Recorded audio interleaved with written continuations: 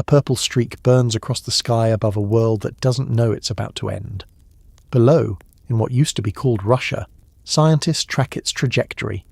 They don't know this comet has appeared before. They don't know it will appear again. They just know something fundamental is about to change, and they're right, but not in the way anyone could predict. Cut forward 1,000 years. Finn stands in the citadel, staring at the Lich, and behind that skeletal horror looms the same comet. Different colour now, green this time, the colour of the bomb that ended everything. The Lich whispers about falling, about the darkness before time, and Finn doesn't realise he's staring at his own origin story. Jumps sideways through reality.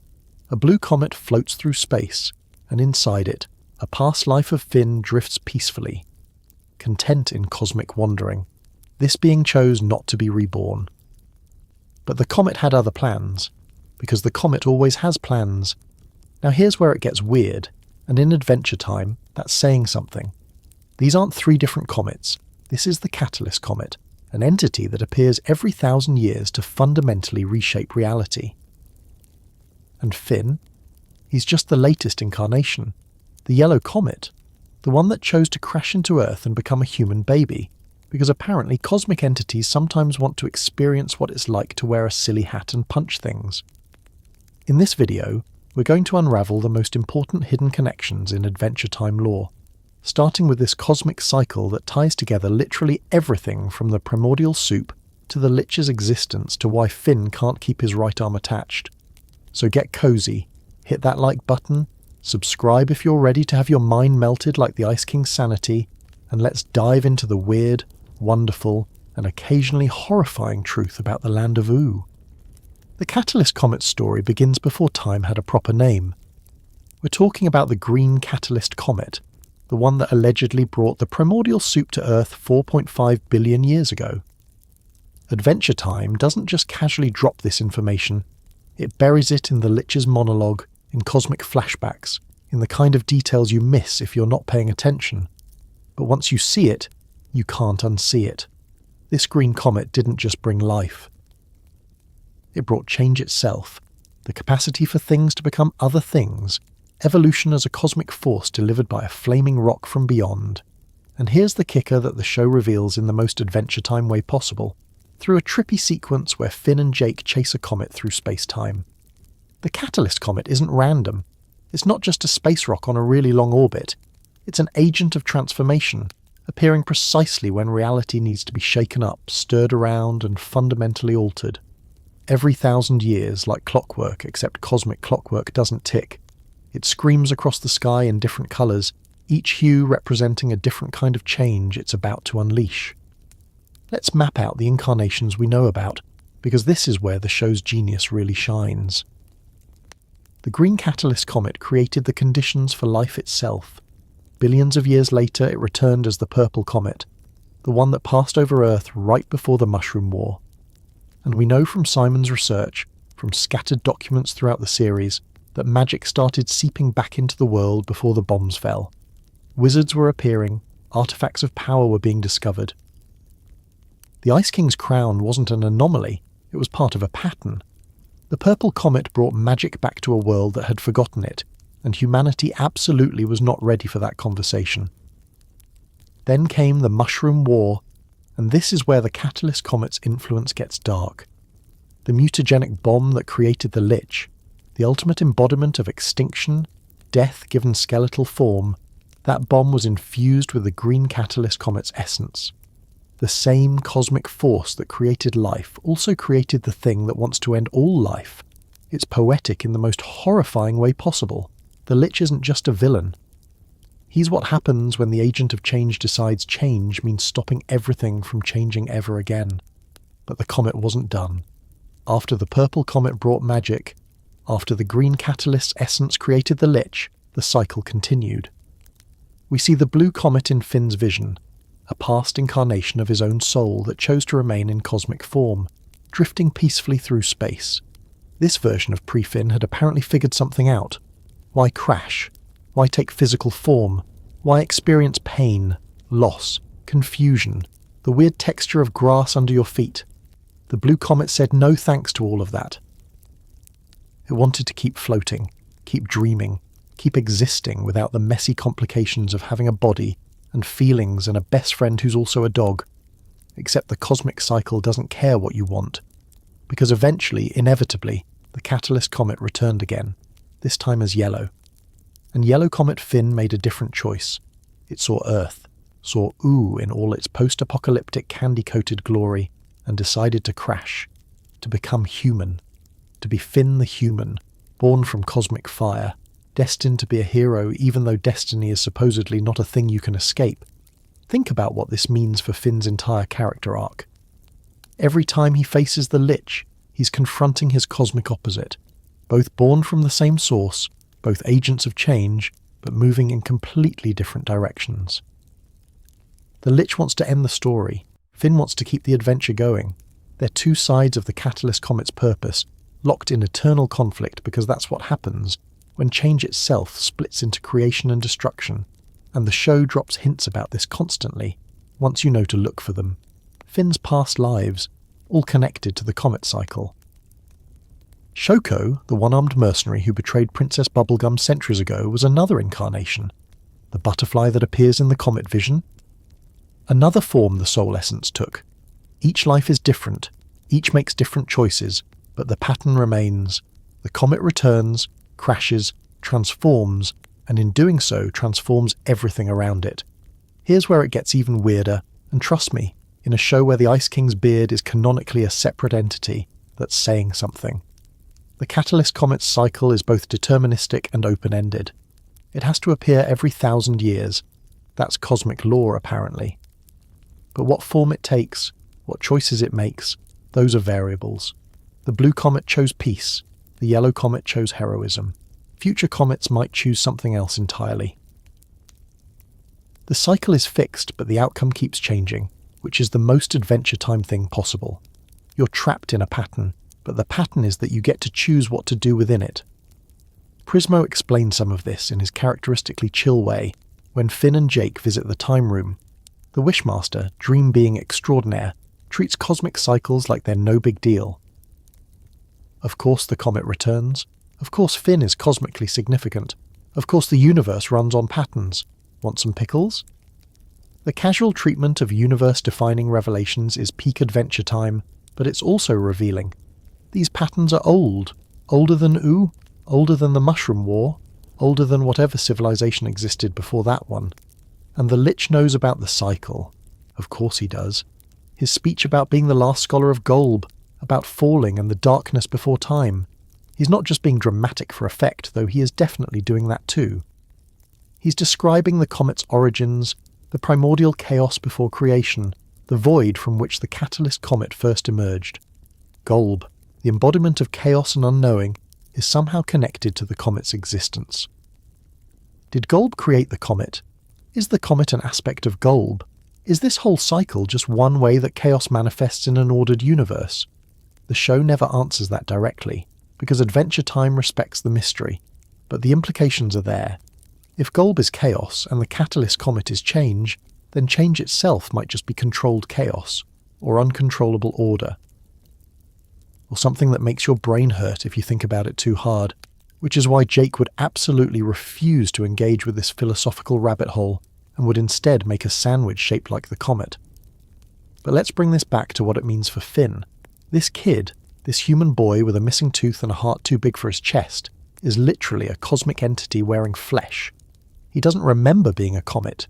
He doesn't wake up with cosmic knowledge or special powers beyond his already impressive sword skills and complete inability to give up. But the essence is there. The drive to change things, to make things better, to be a hero even when heroism costs everything. That's not just personality. That's cosmic purpose filtered through human determination. And here's the beautiful tragedy of it. Finn's biological father, Martin, is just some guy, a coward and a conman who abandoned his son without a second thought. The cosmic significance means nothing to genetics. Finn's adoptive father, Joshua the dog, showed him what real heroism looks like. The comet gave Finn potential. His chosen family gave him purpose. Which matters more? The show argues through every episode that it's the choices you make, not the cosmic destiny you carry. But the comet's influence ripples outward beyond Finn. Every 1,000 years, reality shifts. The green comet brought life. The purple comet brought magic. The yellow comet brought Finn. What did each previous cycle change? What will the next cycle bring?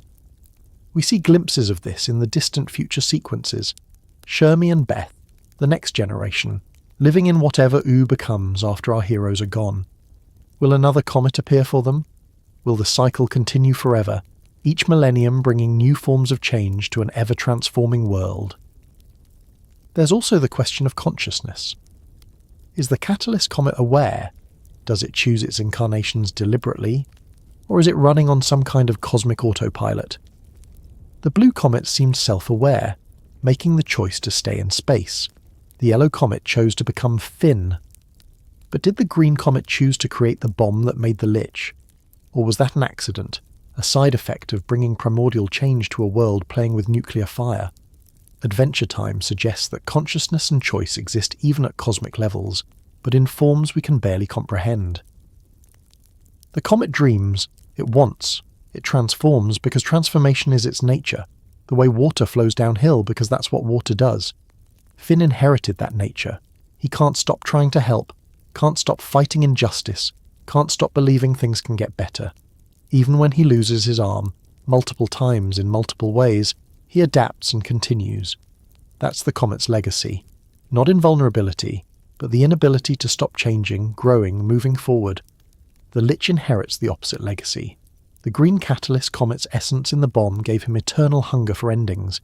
He doesn't grow or change, he erases. He doesn't adapt, he destroys. Where Finn creates connections, with Jake, with Princess Bubblegum, with every person he helps, the Lich unmakes them.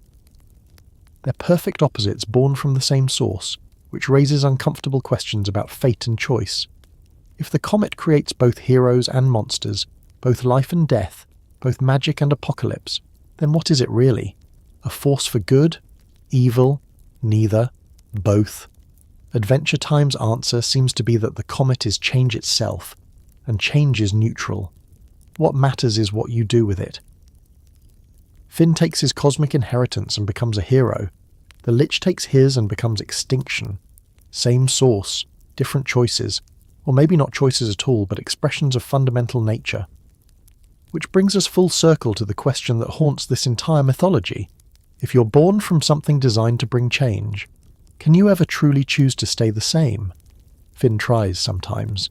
He wants things to stay perfect with Flame Princess, with Huntress Wizard, with his own sense of identity. But everything keeps shifting, transforming, breaking and reforming into new patterns. His arm comes off, grows back differently, gets replaced by a sword that becomes a grass person. His relationships evolve, end, begin again in new forms. He can't stop changing because change is literally what he's made of. And maybe that's not a curse. Maybe that's the most honest representation of what existence actually is. We're all changing all the time, whether we're cosmic entities in human form or just regular people trying to figure out life. The comet returns every 1,000 years, but we transform every day. The cycle isn't out there in space. It's in here, in how we grow and adapt and become new versions of ourselves while somehow staying fundamentally us. The Catalyst comet is Adventure Time's way of saying that change is the only constant, and the only question that matters is, what will you change into? A hero like Finn? A monster like the Lich? Something entirely new? The comet doesn't judge. It just crashes, transforms, and sets new possibilities into motion. And in 1,000 years it'll do it all again, wearing a different colour, bringing a different kind of change to whatever Ooh has become. So when you watch Finn fight the Lich, remember, they're family, in the weirdest possible way. Children of the same cosmic parent, acting out the eternal drama of creation versus destruction. And when the blue comet appears in visions, remember, that's the version of Finn that said no, that chose peace over adventure. And when the yellow comet crashes into Earth to become a baby in the woods, remember, that's the version that said yes to everything, to pain, to joy, to friendship, to heroism, to all the messy complications of being alive. The Catalyst comet's infinite loop isn't just Adventure Time lore, it's the show's thesis statement. Things end, things begin, Everything transforms, and the only choice you really get is whether to embrace the change or fight it. Finn embraces it, even when it cost him everything. That's why he's the hero. That's why the comet chose to become him. Everyone knows about the Mushroom War. It's the event that split Adventure Time's timeline into before and after, the cataclysm that turned Earth into Who, the reason why Finn is supposedly the last human. But here's what nobody talks about. What gets buried under Candy Kingdoms and Ice Kingdoms and lumpy space drama. Who actually pressed the button? And more importantly, why they couldn't stop pressing it. Because the Mushroom War wasn't just a war. It was the inevitable collision between a world that had forgotten magic and a universe that decided magic was coming back whether humanity liked it or not. The purple catalyst comet had passed overhead. The cosmic alarm clock had gone off. And humanity, in its infinite wisdom, responded to the return of wonder and magic by launching every nuclear weapon on the planet. Real smooth, humans. Real smooth. Simon Petrikov documented all of this, though he didn't know what he was documenting at the time. Before he became the Ice King, before the crown drove him mad and erased the brilliant antiquarian who loved ancient artifacts and terrible dad jokes, Simon was a researcher. He travelled the world hunting down magical items, convinced he could prove magic was real through academic rigour and careful study. He found the crown in northern Scandinavia, tucked away in a dock worker's basement, sold to him by someone who had no idea what they were selling. The crown came from somewhere else, not just geographically but dimensionally. It was Martian in origin, from the civilization that Magic Man and his beloved Margles belonged to. A civilization that understood magic, that had built entire societies around it, that treated enchanted artifacts the way we treat smartphones. Necessary. Common. Absolutely not something you should put on your head unless you want your personality deleted and replaced with an obsessive need to kidnap princesses. But Simon put it on anyway. He was trying to make his fiancée Betty laugh, doing a silly voice, being goofy the way you are when you're in love and nothing seems serious. He didn't know the crown was searching for a host. He didn't know it carried the essence of an ancient Martian wizard named Urgence Evergreen, who created it in a desperate attempt to stop a comet from destroying his world. Didn't work, by the way. The crown saved no one. It just trapped Evergreen's apprentice Gunther's wish inside it. The wish to become Evergreen himself, to have that power and authority and terrible responsibility. So when Simon put on the crown, he started becoming Gunther's idea of what a powerful wizard should be. And Gunther, being a dinosaur with the emotional intelligence of, well, a dinosaur, mostly wanted to be scary and powerful and to make everyone do what he wanted, hence the Ice King, hence the madness, hence 1,000 years of kidnapping and creepiness that Simon would have been horrified by if any part of him still remained. But before all that, before the crown fully took hold, Simon documented the world's slow slide into magical chaos. His research notes appear throughout the series, fragments of academic observation about a reality coming apart at the seams. He recorded the appearance of wizards in major cities, not stage magicians doing card tricks, real wizards, throwing actual fireballs, summoning actual demons, breaking actual laws of physics. He noted the increase in anomalous events, the way probability seemed to be taking lunch breaks, the reports of objects appearing that couldn't possibly exist according to known science. Newspapers from the pre-war era show headlines that start normal and get progressively weirder. Economic summit in Brussels becomes strange lights over Helsinki, becomes confirmed. Wizard battle in Times Square leaves 3 dead, dozens transformed into frogs. The world was watching magic return in real time, and the global response was panic mixed with aggressive denial, mixed with frantic militarization. Because here's the thing about magic seeping back into a world that runs on technology and rationalism. It breaks everything. Laws stop making sense when someone can teleport. Economics fail when someone can transmute lead into gold. Social order collapses when power is no longer about who has the biggest army, but who has the most effective curse. The modern world, the entire structure of civilization that humanity had built over thousands of years, all of it rested on the assumption that reality followed predictable rules. Magic doesn't do predictable rules. Magic does whatever is most narratively interesting or emotionally resonant or just flat out weird.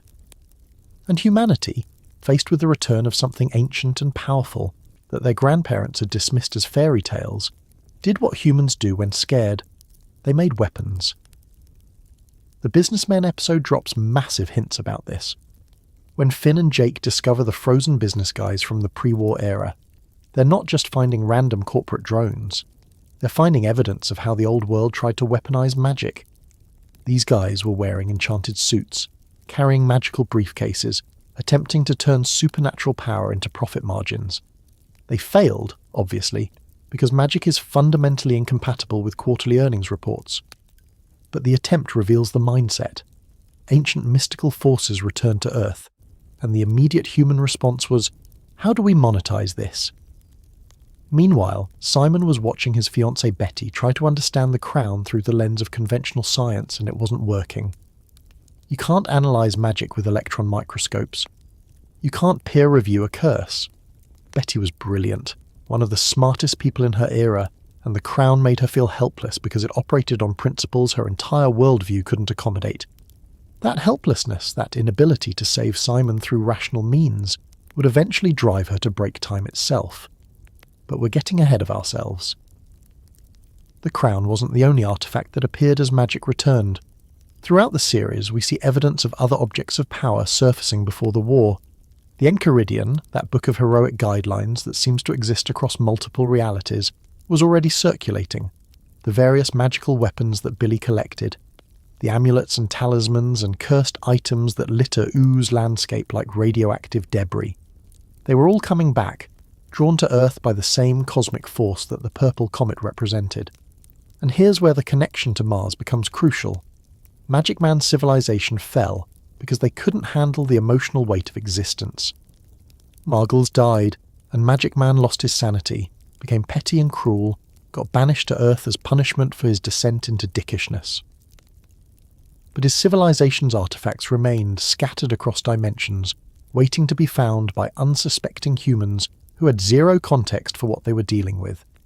The crown was one such artifact, and the tragedy is that it might have been safety equipment, something designed to protect the wearer from magical threats. But removed from its original context, used by someone with no training or understanding, it became a weapon of personality destruction. Simon put on Martian protective gear and slowly stopped being Simon. He became Ice King, a twisted remnant of who he was, kept alive by the same magic that was killing his identity. And he lived through the end of the world. This is the part that doesn't get emphasized enough in casual Adventure Time discussions. Simon didn't just witness the Mushroom War, he survived it because the crown made him immortal. He watched the bombs fall, watched cities vaporize, watched the sky turn green with mutagenic energy, watched billions of people die in nuclear fire and then rise again as monsters, because the magic-infused bombs didn't just kill, they transformed. Dead bodies became animated corpses, survivors became mutants, the world itself became a fever dream of candy and horror and impossible geometry. Marceline's memories fill in more details. She was a little girl when the bombs fell, half demon already but still vulnerable, still needing protection. Simon found her in the wreckage, kept her safe through the early years of the apocalypse, sang her songs and fought off monsters and slowly forgot who he was. Her memories show burned-out cities, refugees trying to survive in a world where the rules had changed overnight, the smell of smoke and candy and death all mixed together. The show reveals through fragmented flashbacks that the war happened fast. Not years of escalation, but months, maybe weeks. The magic came back, and humanity's existing power structures couldn't contain it. Nations that had been enemies suddenly had bigger problems than each other. But the missiles were already built, the weapon systems were already in place, and when someone, we never learn who, decided magic was an existential threat that required a nuclear response, everyone else followed. Mutually assured destruction had always been a threat. Magic made it a certainty, because the bombs were different. They weren't just nuclear. They were mutagenic, infused with the green catalyst comet's essence, carrying transformative power alongside destructive force. When they detonated, they didn't just destroy the old world, they created the conditions for ooh. They spread magic through the atmosphere like radiation, saturating reality until nothing could exist without being at least a little bit weird. The Lich emerged from one of those bombs. Life itself got weird, spontaneous, creative in horrible ways. Candy people formed from radioactive sugar. Fire Kingdom erupted from napalm mixed with magical energy. Ice Kingdom spread from Simon's desperate attempts to use the crown's power to shield Marceline from fallout. Every kingdom in Ooh, every bizarre landscape and impossible ecology, all of it traces back to that moment when humanity tried to nuke magic and instead just made everything more magical and also destroyed. Simon's journals from the post-war years are heartbreaking. He knew he was losing himself. He wrote notes to his future self, desperate reminders of who he used to be, what he cared about, why Betty mattered. But the crown kept pushing those memories away, replacing them with ice and madness and an obsessive need for princesses that came from somewhere in Gunther's dinosaur brain. By the time Marceline was old enough to survive on her own, Simon was more Ice King than Simon, and he told her to leave because he didn't trust what he might become. She left, and he forgot her. And for 900 years he lived in an ice fortress, kidnapping princesses who wanted nothing to do with him, completely unaware that the little girl he saved was now a 1,000-year-old vampire queen who still remembered every song he taught her. The cruelty of it is poetic in the worst way.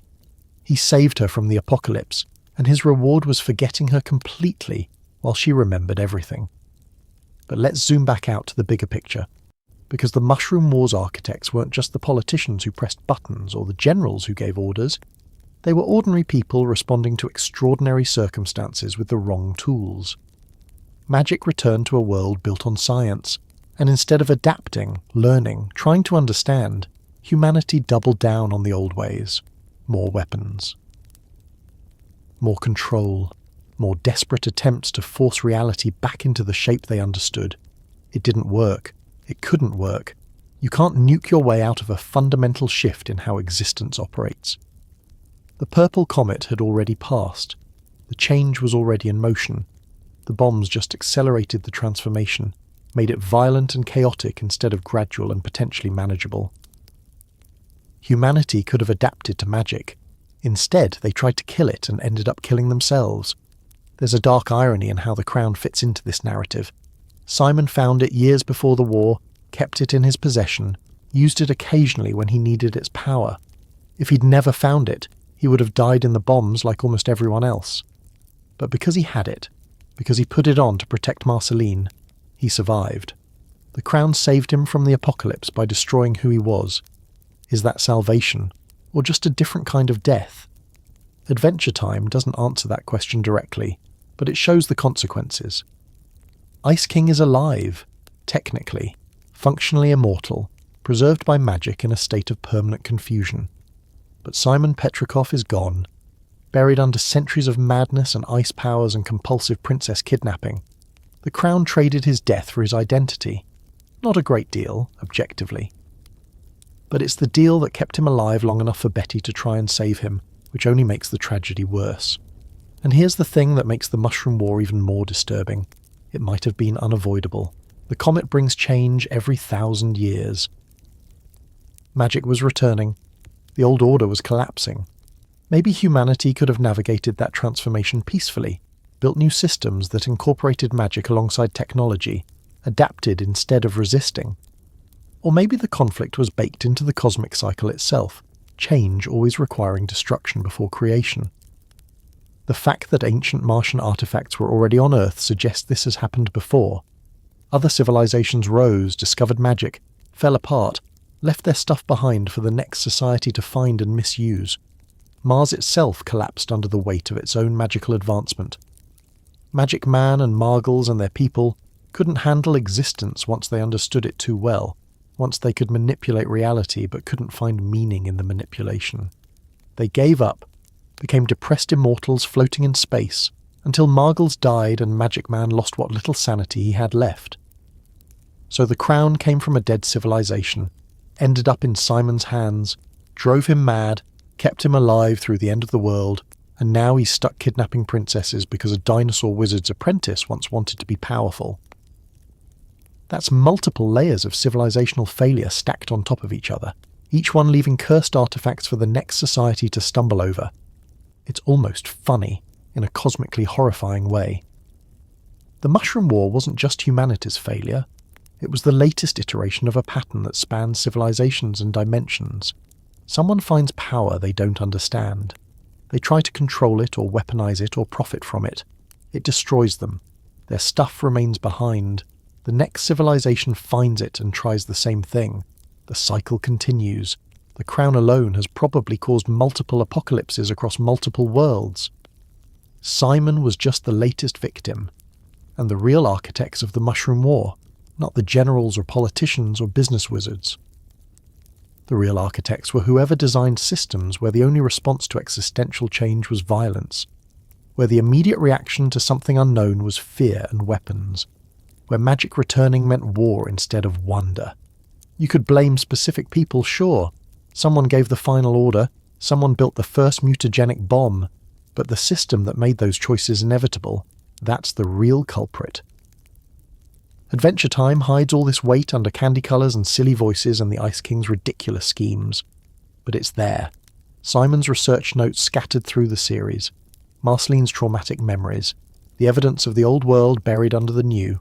The show is telling us that the apocalypse happened because humanity couldn't adapt, couldn't change, couldn't accept that the universe was bigger and weirder than their systems could contain. So here we are, in the land of Oo, where the sky's wrong colours and candy is sentient and ice wizards kidnap princesses because of dinosaur trauma, filtered through Martian technology, filtered through human desperation. The Mushroom War's true architects built a world that couldn't bend, so it broke instead. And from the pieces, something new and strange and honestly pretty wonderful emerged. But it cost everything. It cost Simon. It cost Marceline's childhood. It cost billions of lives. All because ancient magical artifacts ended up on eBay, metaphorically speaking. All because someone put on a funny hat without reading the warning label. All because when faced with the return of magic, humanity chose bombs over books. The crown saved Simon from death, but not from the war. Because the war wasn't out there in the missiles and the fallout. The war was between what we were and what we could have become, and we chose violence. That's the hidden connection the show keeps circling back to. Every artifact, every piece of old-world technology, every weird magical object in Oo, they're all evidence of that choice.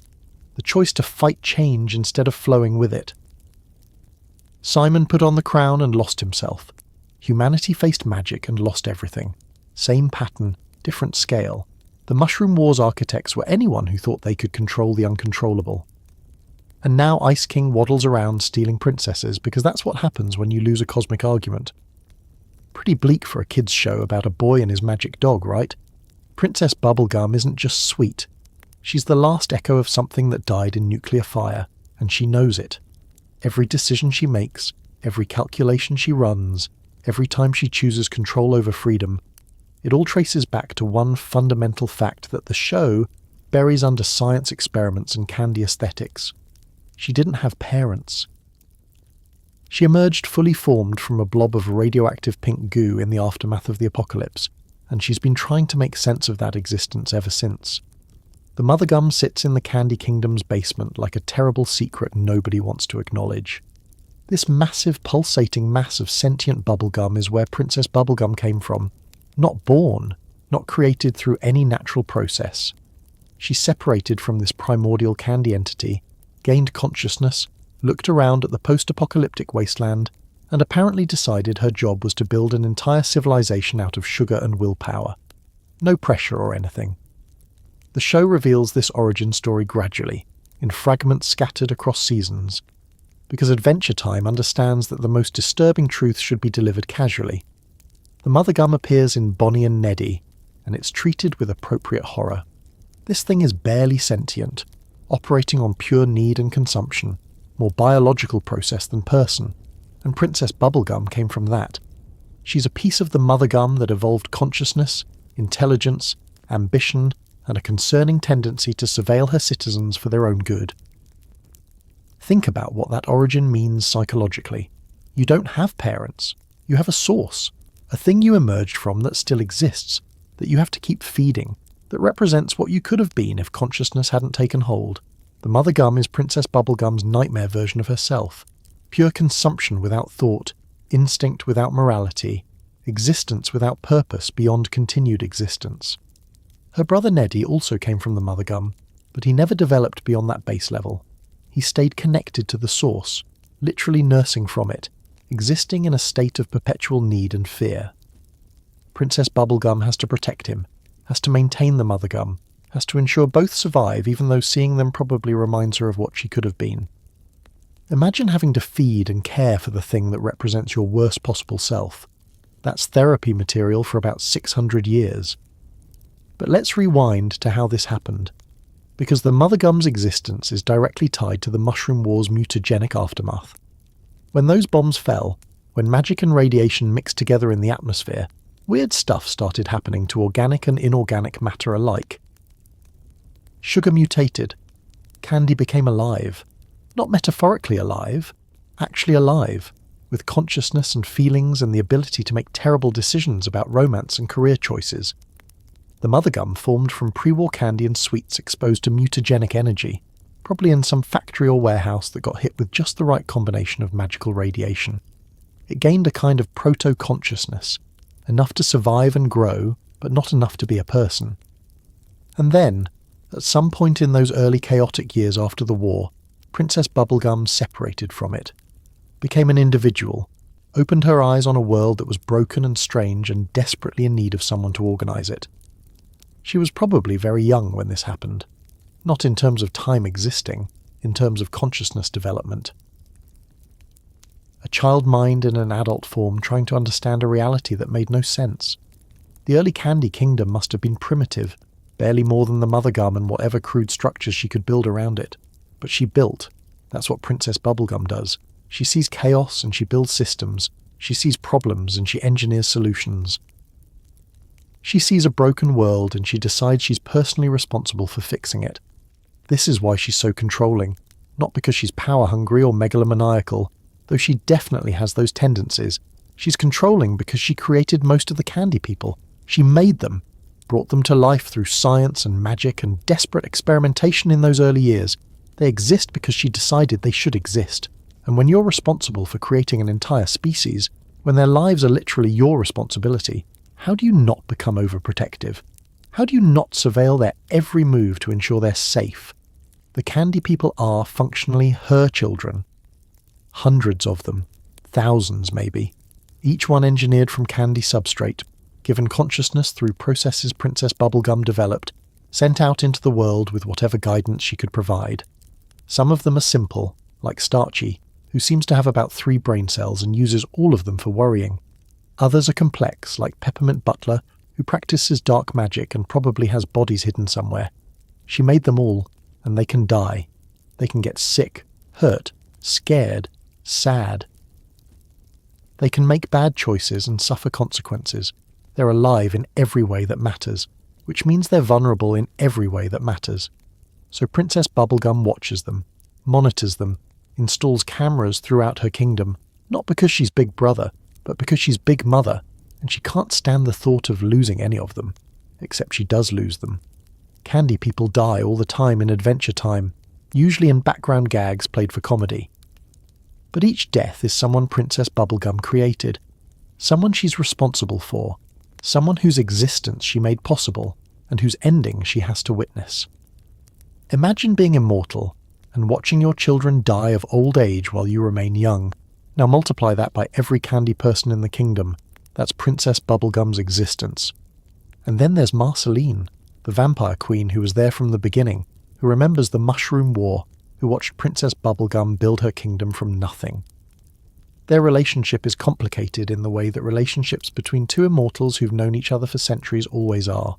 They loved each other. They hurt each other. They broke up because Princess Bubblegum couldn't stop being responsible for everything, and Marceline couldn't watch someone she loved turn into a control freak. But here's the thing the show eventually reveals. They're the only ones who really understand each other. Everyone else in You lives normal lifespans. Finn will grow old and die. Jake will grow old and die faster because dog years are weird in magical worlds too. But Princess Bubblegum and Marceline, they're going to be around for thousands of years, watching generations rise and fall, outliving every friendship and relationship except the one they have with each other. Marceline understands what it's like to be ancient in a young world. She watched Simon forget her. She's lived through centuries of loneliness. moving from place to place because staying means watching everyone you care about age and die. Princess Bubblegum understands this on a bone-deep level, even though her immortality comes from different sources. They're both old ones, remnants of the world that was, trying to find meaning in the world that is. Their romantic tension throughout the series isn't just about attraction, though that's definitely there. It's about recognizing another being who exists on the same temporal scale. Someone who remembers when things were different.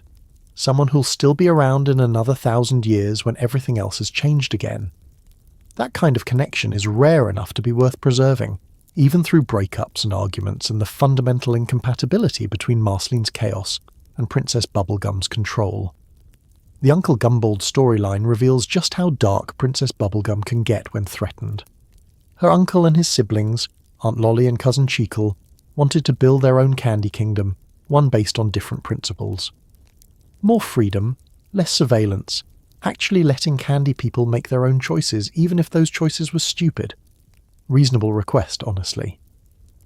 But Princess Bubblegum saw it as a threat to her carefully maintained order, so she turned them into simple-minded candy people, used her science to literally reduce their intelligence until they forgot who they were, forgot their ambitions, became harmless and easily controlled. That's not hero behaviour, that's supervillain behaviour. That's the kind of thing the Lich would do if the Lich cared about maintaining order instead of ending everything. And the worst part? She barely felt guilty about it. When Gumbald eventually got restored and told his side of the story, Princess Bubblegum's main concern was maintaining stability. She acknowledged what she did was extreme, but she didn't really apologise, because in her mind she was protecting her people, her kingdom, her responsibility. Gumbald threatened that. So she removed the threat using the tools available to her, which happened to be mad science and ethical violations. This is what happens when you emerge from primordial goo with no parents, no guidance, no moral framework, except what you build yourself. Princess Bubblegum constructed her entire ethical system from scratch, based on logic and observation, and the principle that protecting her people justifies almost any action. It's consequentialist ethics taken to an extreme. The ends justify the means, and the ends are always keeping the Candy Kingdom safe, even if the means involve turning your relatives into mentally diminished versions of themselves. Her scientific worldview clashes constantly with Oo's magical nature. She understands science, trusts it, uses it to build and create and maintain her kingdom. But magic is chaos in physical form. It doesn't follow rules she can predict. It can't be controlled through careful experimentation. Magic does whatever it wants, and that drives Princess Bubblegum absolutely crazy. So she studies it, tries to understand it, attempts to create scientific frameworks for magical phenomena.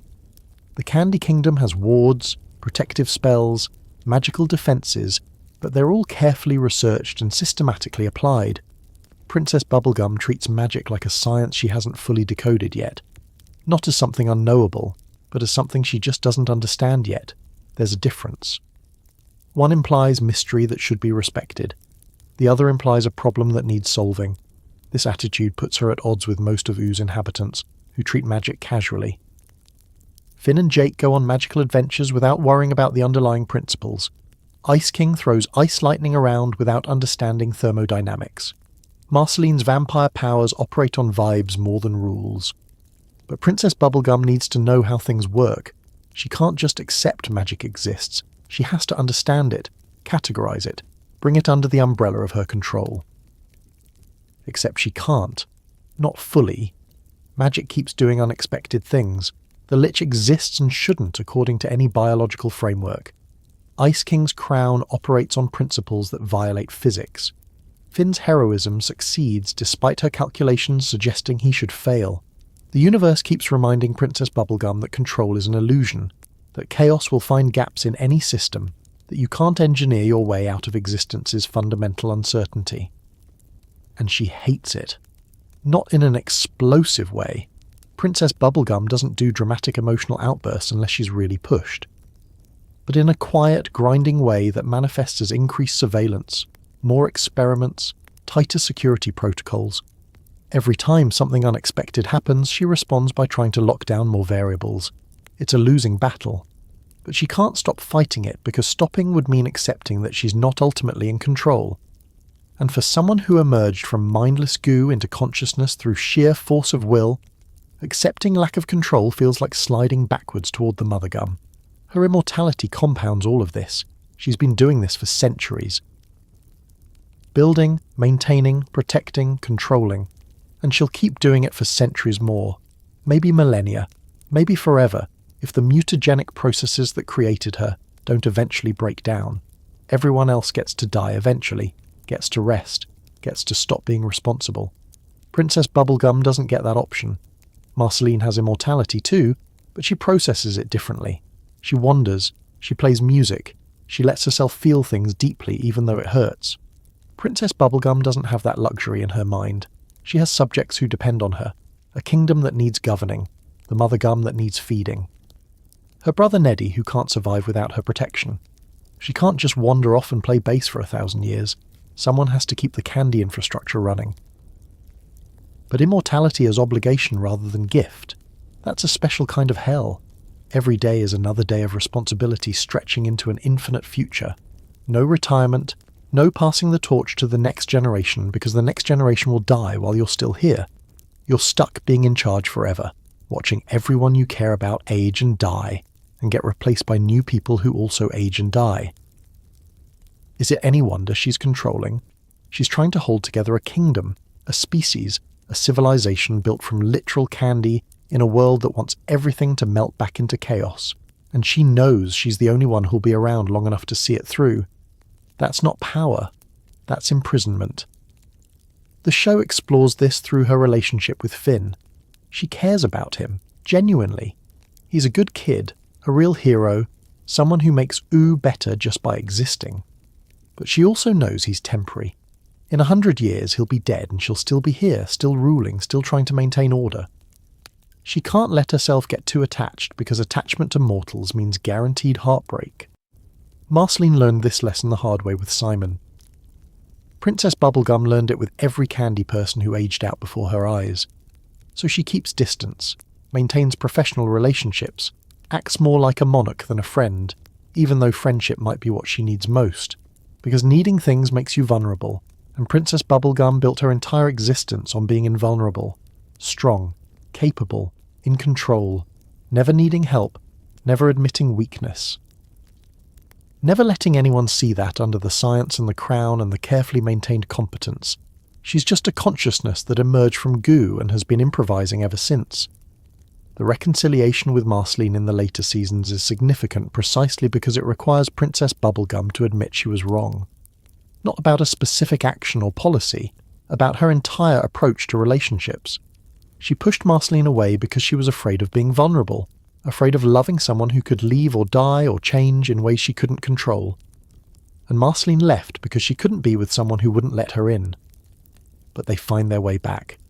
Because immortality is long and lonely, and having someone who understands what that means is worth more than control.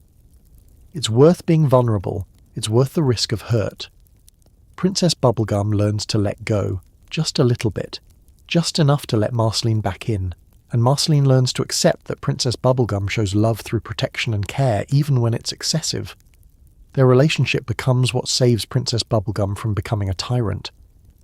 Marceline grounds her, reminds her that life is for living, not just maintaining. That sometimes chaos is good. That control isn't the same as care. Without Marceline, Princess Bubblegum might have descended fully into authoritarian surveillance state territory. With Marceline, she remembers how to be a person instead of just a ruler. But let's circle back to the fundamental weirdness of her existence, because it really can't be overstated. She's made of bubble gum. Her entire physical form is candy. She's sweet-tasting, pink, and technically edible, though eating sentient beings is generally frowned upon even in ooh. She rules a kingdom where all her subjects are also made of candy. And her closest friend is a vampire who literally cannot eat candy because vampire dietary restrictions are apparently pretty strict in this universe. That last part is such a perfect Adventure Time detail. Marceline is in love with someone made of food she can't consume. Princess Bubblegum is in love with someone who drinks the red from things, which should be terrifying but mostly just seems inconvenient. Their entire relationship exists in spite of fundamental incompatibilities, which maybe makes it more real. They have to work at it. They have to consciously choose each other despite all the reasons it shouldn't work. And Princess Bubblegum chooses Marceline while also choosing her kingdom. She doesn't give up responsibility. That's not in her nature, and probably not possible given her origins. But she makes room for someone chaotic and musical and alive in ways that candy monarchs usually aren't. She lets herself be vulnerable enough to love someone, which for someone who emerged from the mother gum as a fully formed consciousness with no model for relationships is basically a miracle. The mother gum sits in the basement. Neddy nurses from it, terrified of everything, unable to move beyond his most basic needs. And Princess Bubblegum rules above, having evolved so far past that origin point that she's almost forgotten where she came from. Almost, but not quite, because you can't completely forget being born from sentient goo. That shapes you, that defines fundamental aspects of your worldview. You're not just a person, you're a consciousness that willed itself into existence from mindless need. Every candy person Princess Bubblegum creates is her attempting to do deliberately what happened to her accidentally. She's trying to engineer consciousness, replicate the miracle of her own existence, build a civilization from sugar and magic and mad science. It's ambitious, it's probably hubristic. It definitely involves ethical violations that would make any review board immediately revoke her science license. But it's also beautiful in a weird way.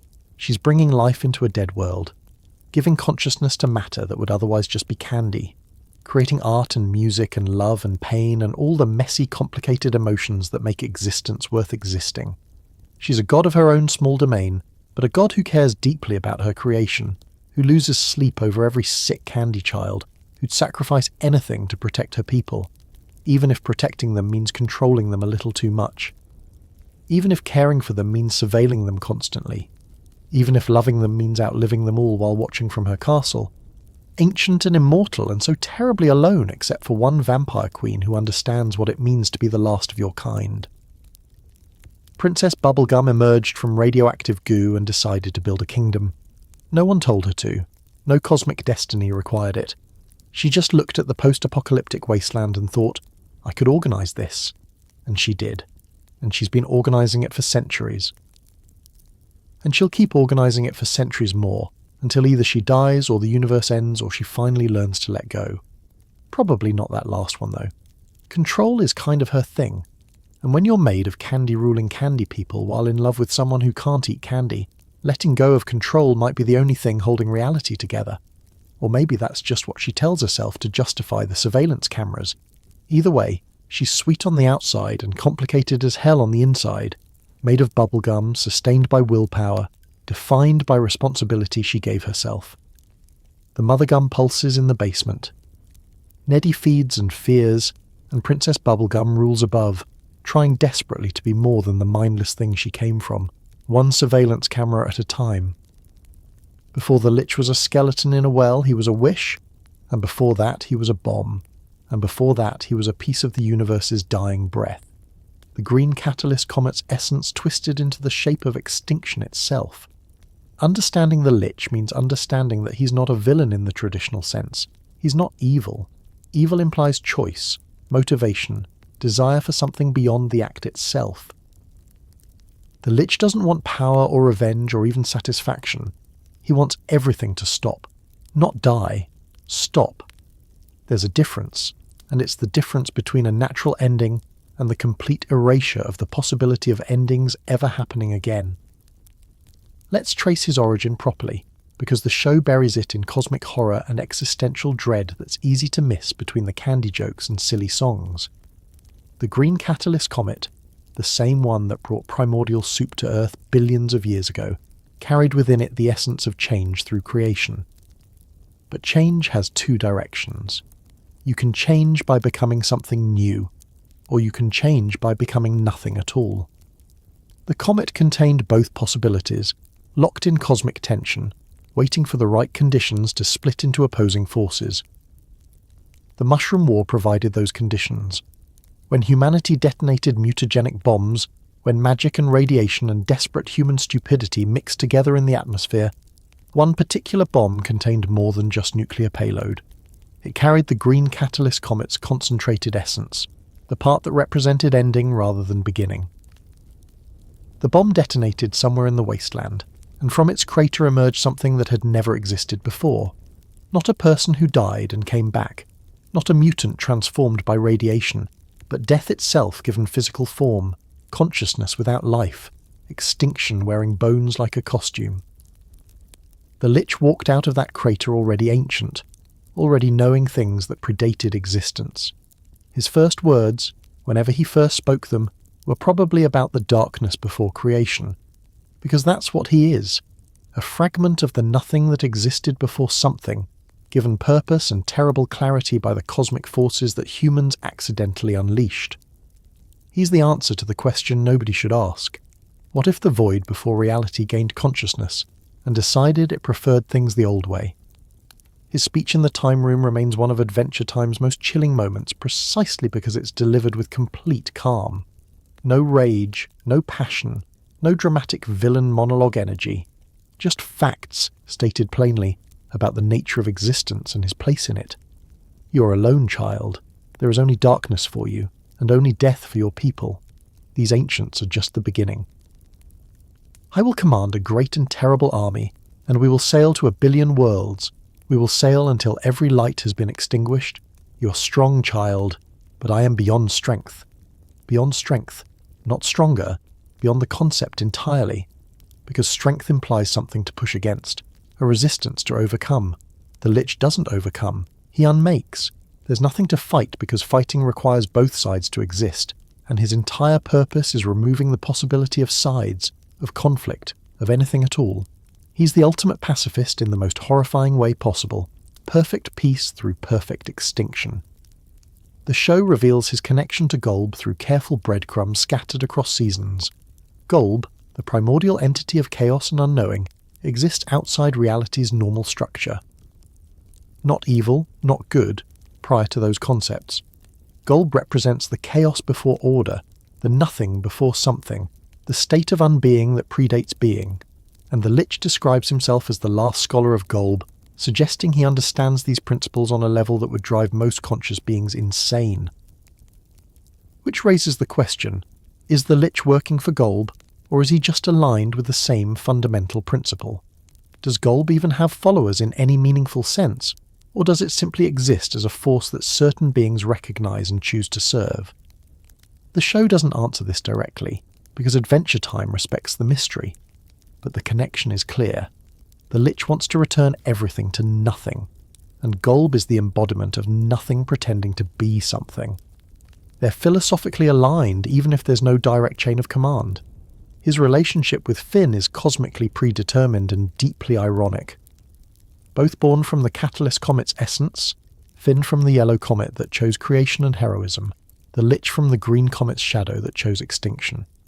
They're brothers in the weirdest possible way, two sides of the same cosmic coin, forever opposed because their fundamental natures can't coexist. When Finn fights the Lich, he's fighting his own opposite, the path not taken, the version of change that destroys instead of builds. And the Lich knows this. He recognizes Finn on some level, sees the comet's essence in him, understands they're connected. But it doesn't matter. His purpose isn't personal.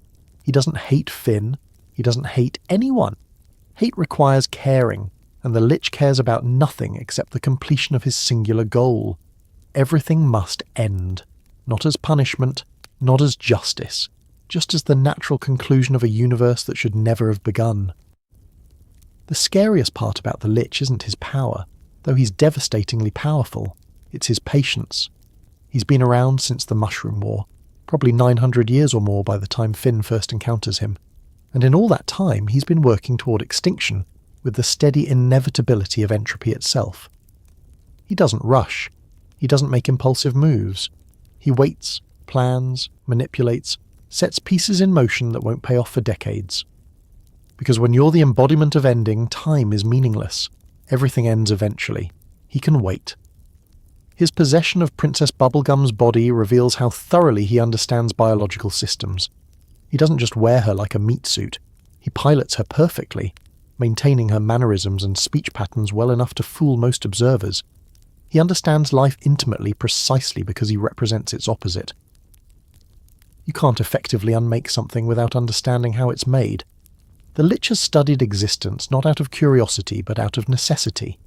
To end everything properly, he needs to know everything.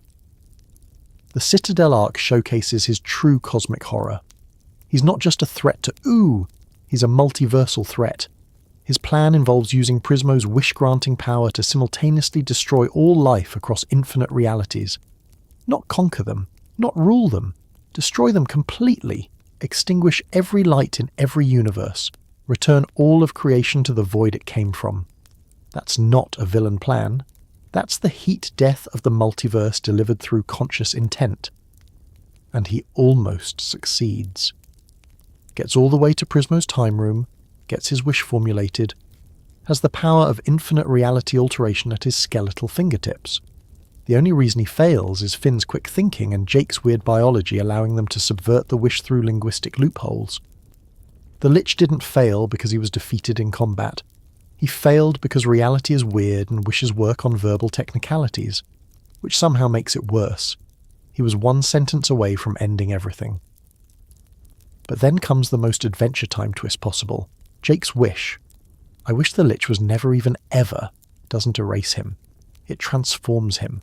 Creates an alternate timeline where the Lich never became the Lich, where the bomb that created him instead created something else. And in that timeline, without the cosmic horror destiny, the same essential being becomes Sweet Pea. A gentle, innocent child with no memory of extinction, no desire for ending, just simple sweetness and the capacity for growth. Sweet Pea represents something profound about Adventure Time's philosophy. Evil isn't inherent. The Lich wasn't born evil. He was born as pure cosmic principle filtered through catastrophe.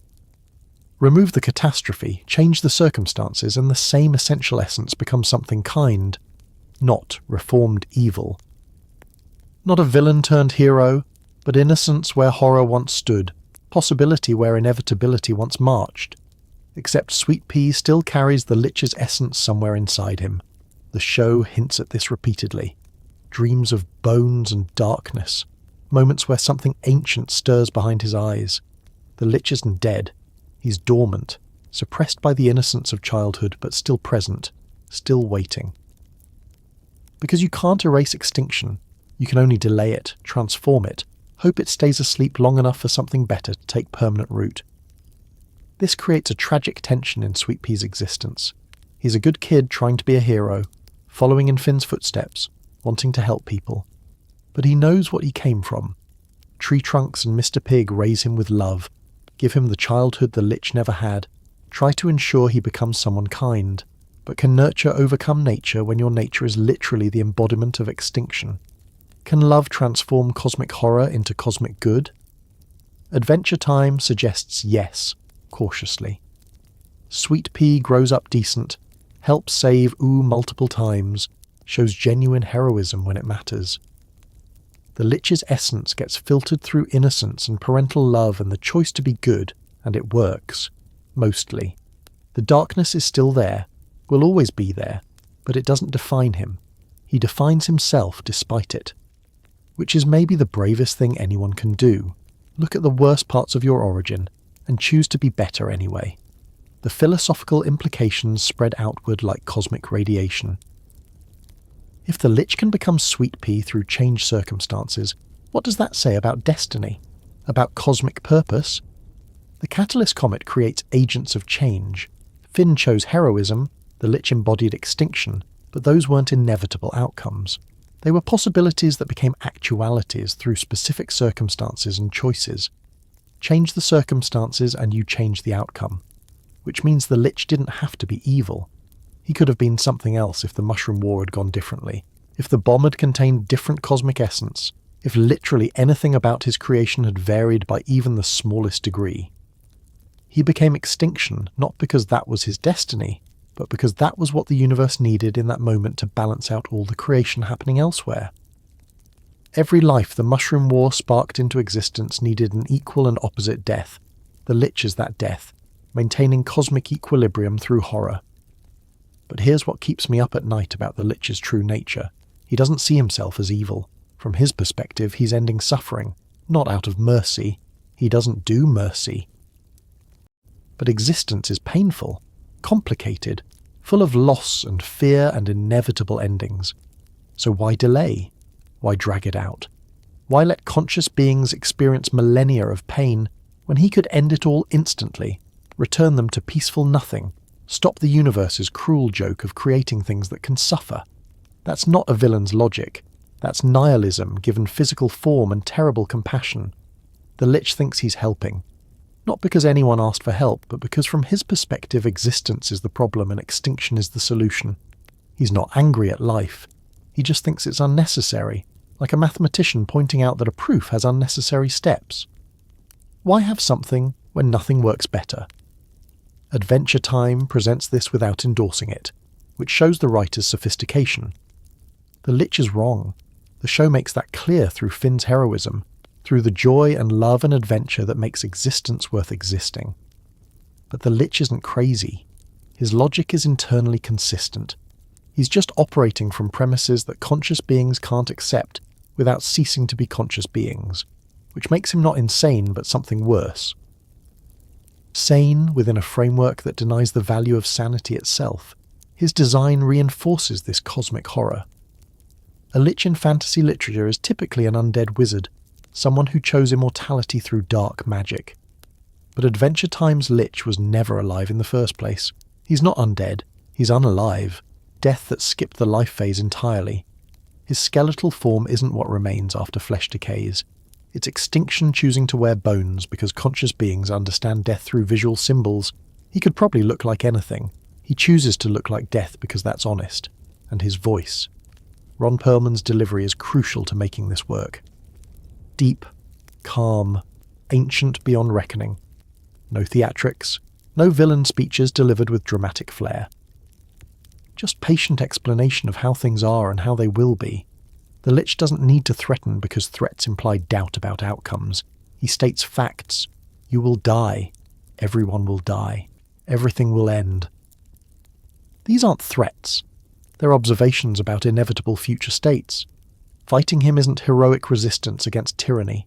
It's denial of entropy itself. When Billy gets possessed by the Lich, it reveals another horrifying capability. He can inhabit heroic bodies, use their reputations and relationships as tools for manipulation. Billy was greatest hero, beloved by everyone, trusted completely. The Lich wears him like a disguise, uses that trust to get close to Finn, nearly succeeds in tricking our hero into helping destroy everything. Not through force, but through the corruption of heroism itself. What better way to end all stories than by turning the greatest hero into a weapon? The multiverse aspect makes him even more terrifying. He's not just one Lich in one universe. Every reality has its own version, or at least the possibility of one. The Citadel holds multiple Liches, contained in crystal prisons, each one a universe's extinction event waiting to happen. They're all functionally identical because they're all the same cosmic principle, manifesting in similar ways across infinite realities. The Lich isn't a person. He's a force that takes person-shaped form. His defeat, or rather his transformation into Sweet Pea, doesn't end the threat. It pauses it, changes its form, gives existence a temporary reprieve. But extinction is patient. It's been waiting since before the universe began. It can wait a little longer. And somewhere inside Sweet Pea, the Lich dreams of darkness and the end of all things, held back only by childhood innocence and the hope that love might prove stronger than cosmic inevitability. The duality between Finn and the Lich illuminates Adventure Time's central thesis. Change is neutral.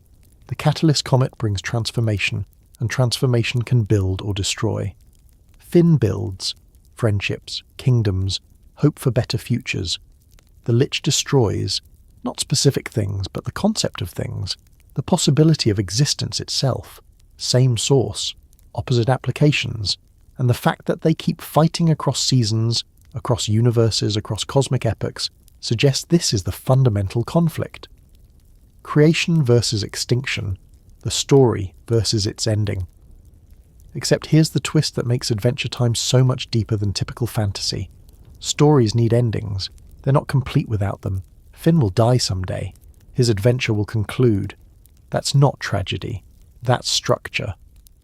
The Lich is wrong, not because endings are bad, but because he wants to end the possibility of stories, not just individual narratives. He wants to close the book permanently, burn the library, ensure nothing new can ever begin. That's what makes him horrifying. Not death, but the death of death's meaning. Because death means something when life means something. The Lich wants to strip meaning from both. Return everything to the void where concepts like life and death and meaning don't exist because there's nothing to assign them to. He's not the angel of death. He's the extinction of angels, of death, of everything that dying implies. Perfect void, perfect silence, perfect peace through perfect nothing. And in quiet moments, if he's capable of such things, does the Lich ever question his purpose? Does extinction doubt itself? Probably not. That would require the kind of consciousness that conscious beings have, and the Lich transcends that limitation. He is his purpose. There's no separation between what he is and what he does. Asking if the Lich doubts is like asking if gravity second-guesses pulling things downward. It's not a being that chooses extinction. It's extinction that chose to be a being. Sweet Pea offers the counter-argument. The same essence, filtered through innocence, becomes something that loves and laughs and wants to protect people, which suggests that essence itself is neutral, and consciousness shapes it into patterns. The Lich's consciousness formed around extinction because that's what the Mushroom War's circumstances created. Sweet Pea's consciousness formed around kindness because that's what loving parents and a peaceful childhood created. Same cosmic DNA, completely different expression. So what's the scariest thing about the Lich? Not his power, though he's nearly omnipotent. Not his patience, though he'll outlast civilizations. Not his goals, though they encompass the end of everything. The scariest thing is his fundamental challenge to existence itself. He forces conscious beings to justify consciousness, to explain why something is better than nothing, to defend existence against the argument that maybe we're all just postponing the inevitable and causing unnecessary suffering along the way. And Adventure Time, through Finn's heroism and the joy of and the love between characters who choose each other despite cosmic odds, provides the counter-argument. But it's an argument that has to be made again and again, every episode, every adventure, every time someone chooses kindness over convenience. The Lich doesn't need to argue his case. Entropy does that automatically.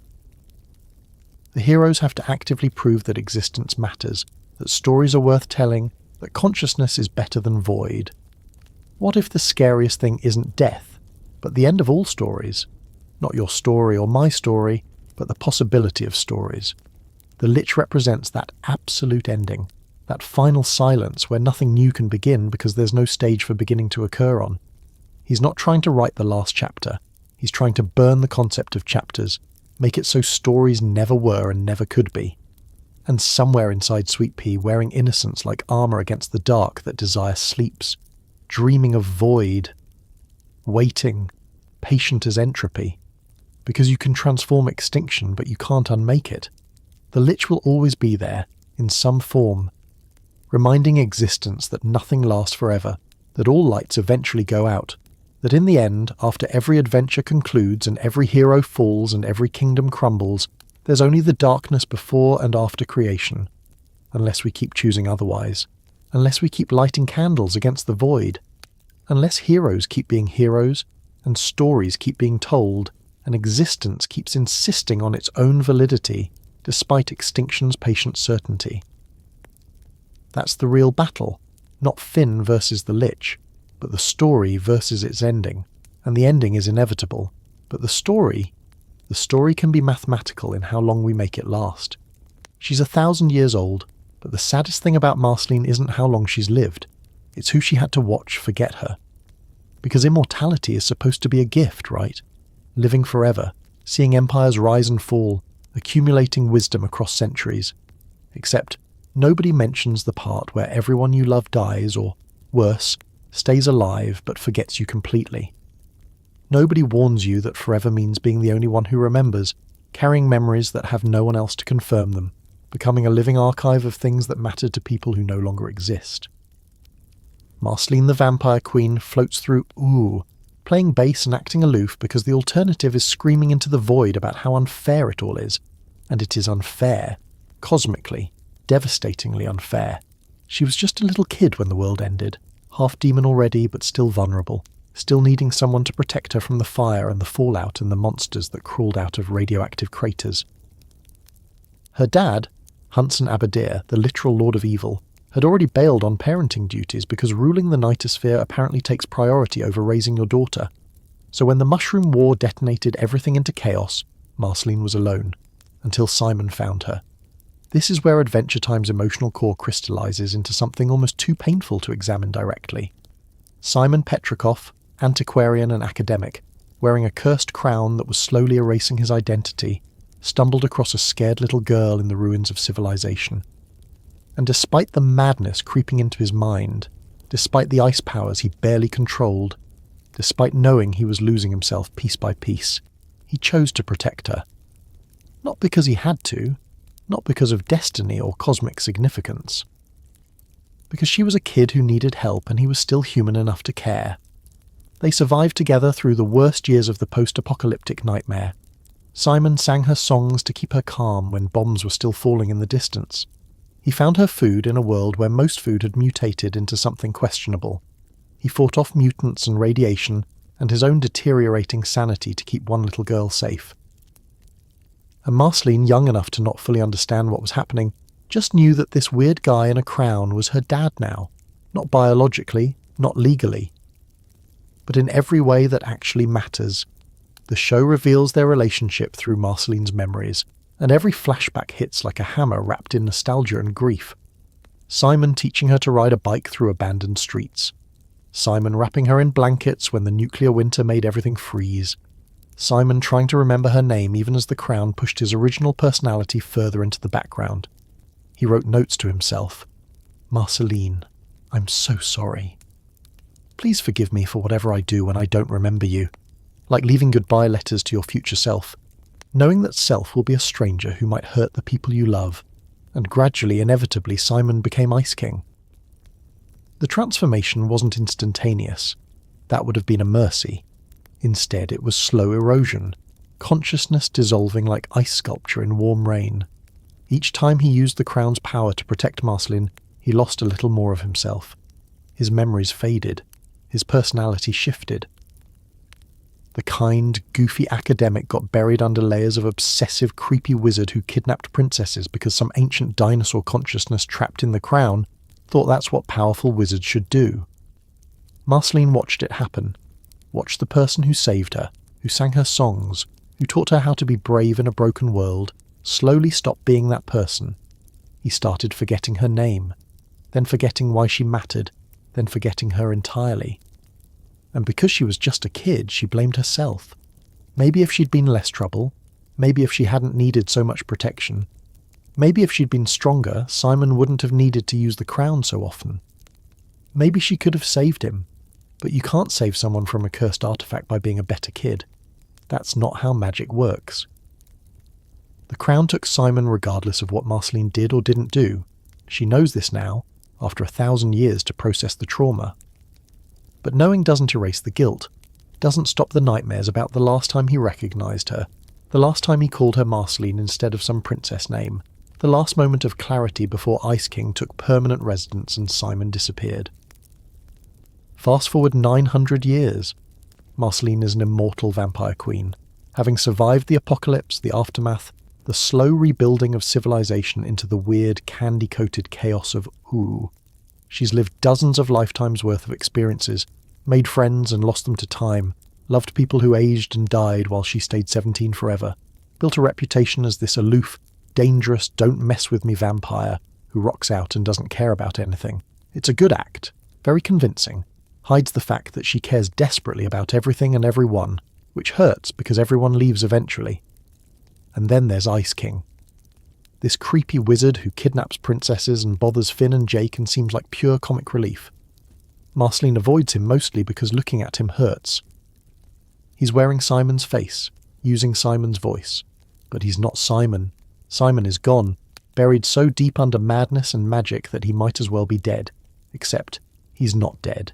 He's right there, being ridiculous and creepy and completely unaware that he once saved a little girl from the apocalypse. That's worse than death. Death you can mourn and move on from. This is ongoing loss, grief without closure, watching someone be alive but absent. Then comes I Remember You. The episode that made a generation of viewers suddenly need to call their parents, and maybe also their therapists. Ice King finds old photographs, scraps of memory surfacing through centuries of madness. He vaguely remembers someone named Marceline, remembers that she was important, remembers that he wrote her songs, but the memories are fragments, puzzle pieces that don't quite fit together, so he goes to her thinking she'll help him write a song for princesses, completely unaware that she's the Marceline from his memories. And Marceline knows. Of course she knows. She's known for centuries that Ice King as Simon has been avoiding this confrontation because what do you even say? How do you interact with someone who saved your life but doesn't remember doing it? Someone who was your dad in every meaningful way but now hits on princesses half his mental age? Someone you love who's been replaced by someone deeply annoying? So she tries to keep it light, plays along with his songwriting request, pretends this is just hanging out with a weird acquaintance. But Ice King keeps pulling out evidence of their past.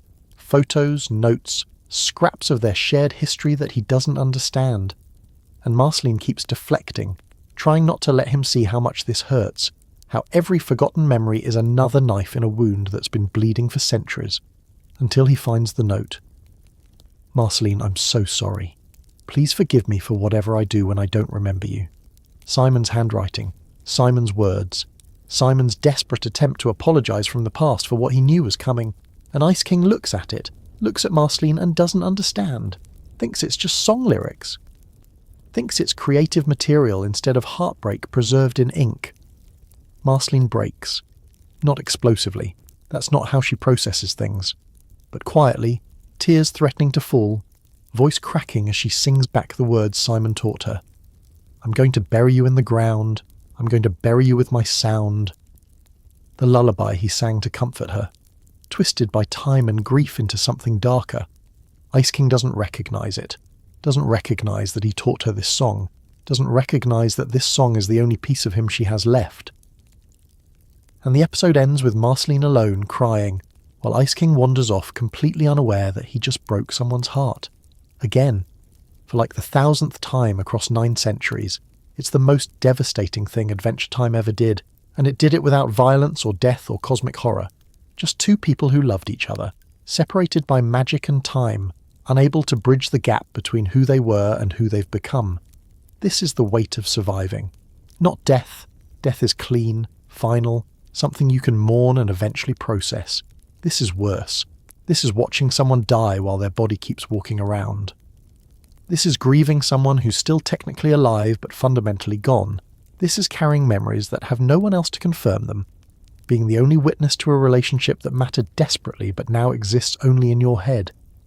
And Marceline carries this weight for everyone she's ever known. Simon is just the most painful example.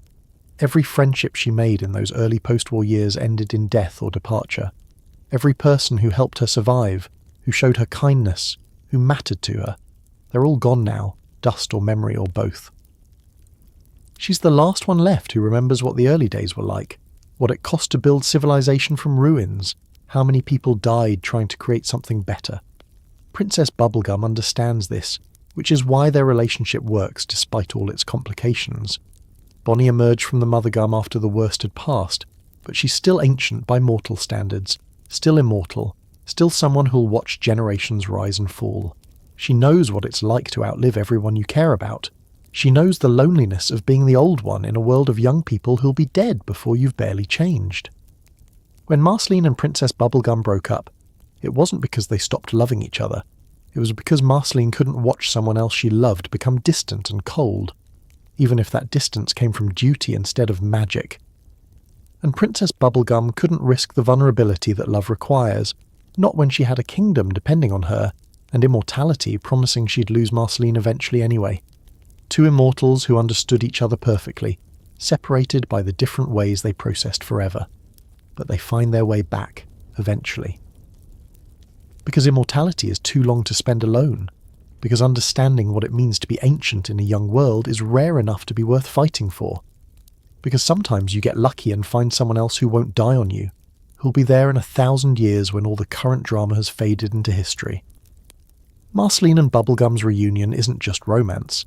It's two people recognizing they're the only ones who truly understand each other's experience of time.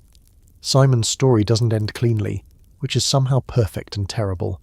Betty, his fiancée from the pre-war world, the woman who disappeared into the past trying to save him, eventually returns.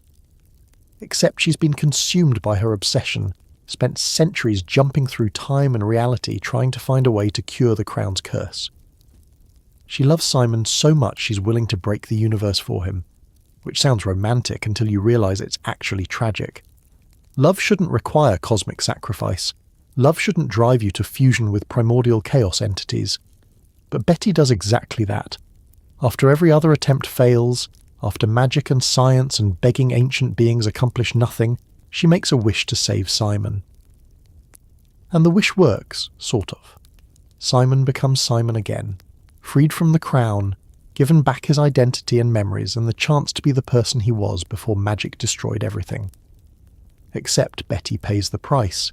She fuses with Golb, becomes part of the chaos entity itself, loses her individual existence to save the man she loves. Simon gets his sanity back. Simon gets his life back. And Simon has to live with the knowledge that Betty sacrificed everything for him. Not because he asked her to, not because he wanted her to, because she loved him so much she couldn't stop trying to save him, even when it cost her own existence. That's not a happy ending. That's a burden that'll weigh on whatever life Simon has left. He's free, but the price of freedom was someone else's complete destruction. Marceline witnesses all of this, watches Betty disappear, watches Simon return, and she gets her father figure back, kind of, except he's older now, mortal now, carrying grief and guilt that makes their reunion bittersweet. She spent 900 years mourning him while he was alive, and now he's back, but he's mourning Betty, and they're both damaged by time and loss in ways that can't be fixed. They can build something new, sure, a relationship between who they are now instead of who they were then. But you can't reclaim lost time. Those centuries are gone. Hunson Abadir's abandonment echoes through all of this in ways Marceline probably doesn't fully articulate even to herself. Her biological father, who could have been there, who chose not to be, left her vulnerable to the apocalypse. Simon filled that void, became the parent she needed, and then he left too. Not by choice, but the result is the same. Everyone leaves Marceline. Everyone abandons her eventually through death or madness or just moving on. It's her pattern, her curse, her fundamental experience of relationships. People leave and she survives and she's still there when the dust settles, alone again. So when Princess Bubblegum chooses to stay, chooses to work through the complications and actually commit to their relationship, it means everything. Here's someone who won't die, someone who won't forget, someone who'll be there in another 1,000 years, still complicated and controlling and brilliant and frustrating and perfect. Someone Marceline doesn't have to eventually bury or watch fade away. It's not that Bonnie's immortality makes her more valuable, it makes her more sustainable as a long-term relationship. And when you're immortal, long-term means actually long-term. The songs Marceline writes carry the weight of all this history. She processes through music the things she can't say directly. I'm Just Your Problem isn't really about being a problem. It's about fear of abandonment expressed through teenage angst aesthetics. Everything Stays is Simon's lullaby transformed into acceptance of impermanence. Everything changes slowly, but it still changes. Nothing stays exactly the same. People leave even when they don't mean to. Her bass guitar becomes a kind of diary written in chords and lyrics, documenting 9 centuries of loss and survival and brief moments of joy before the inevitable goodbye. She plays music from the pre-war world because it connects her to a time before everything ended. She writes new music to process the present. She uses sound to bridge the gap between past and present, between Simon who was, and Ice King who is, and Simon who might be again. And through all of this, through 900 years of survival and grief and rebuilding relationships from fragments, Marceline remains fundamentally kind. Despite everything, despite the endless loss, she helps people. She protects Ooh. She looks out for Finn even though she knows he'll be dead in less than a century. She lets herself care about mortals even though caring means inevitable hurt. That's the real strength immortality requires. Not physical power or magical abilities, but the emotional resilience to keep loving people who won't be here forever. Sometimes loving someone means letting them become someone new. Marceline learned this with Simon. He became Ice King and she had to let him be that person, even though it hurt. Now he's becoming Simon again, and she has to let him be that too. Older, sadder, mortal, grieving Betty, but still fundamentally the person who saved a little girl from the apocalypse. They can't reclaim what they had. That relationship existed in a specific time, under specific circumstances between a man and a child facing the end of the world together. But they can build something new.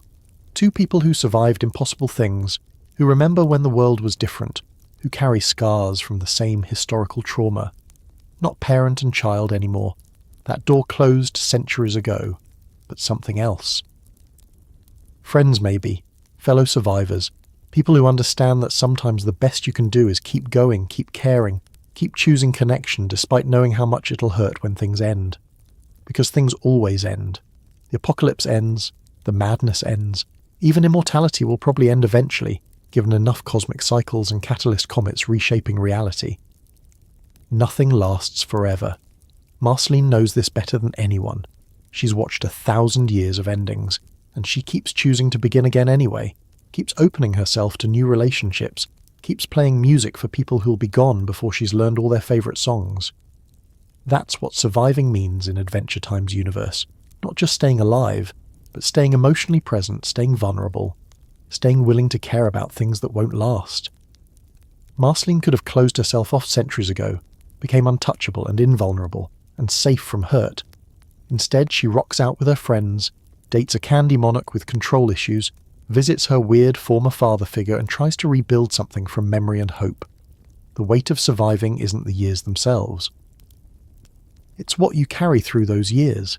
Every person you loved and lost, every version of yourself that time eroded away, every moment when you could have given up but didn't.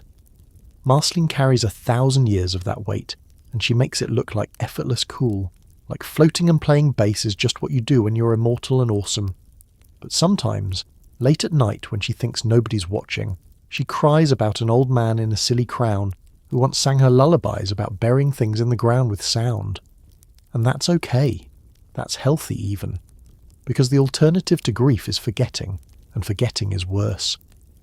Better to remember and hurt than to let those memories dissolve into time like Simon's consciousness dissolved into Ice King's madness. She remembers. She'll always remember. That's her gift and her curse, the weight and the privilege of surviving. Someone has to remember when the world was different.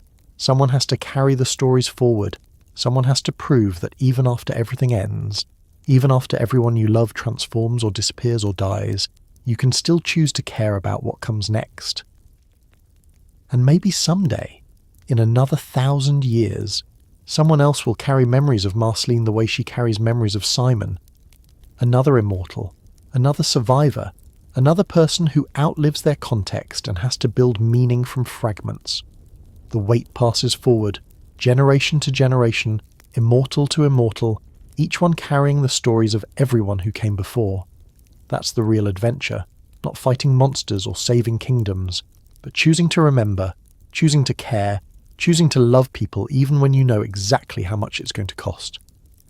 Marceline made that choice 1,000 years ago, when she let herself love a man in a cursed crown.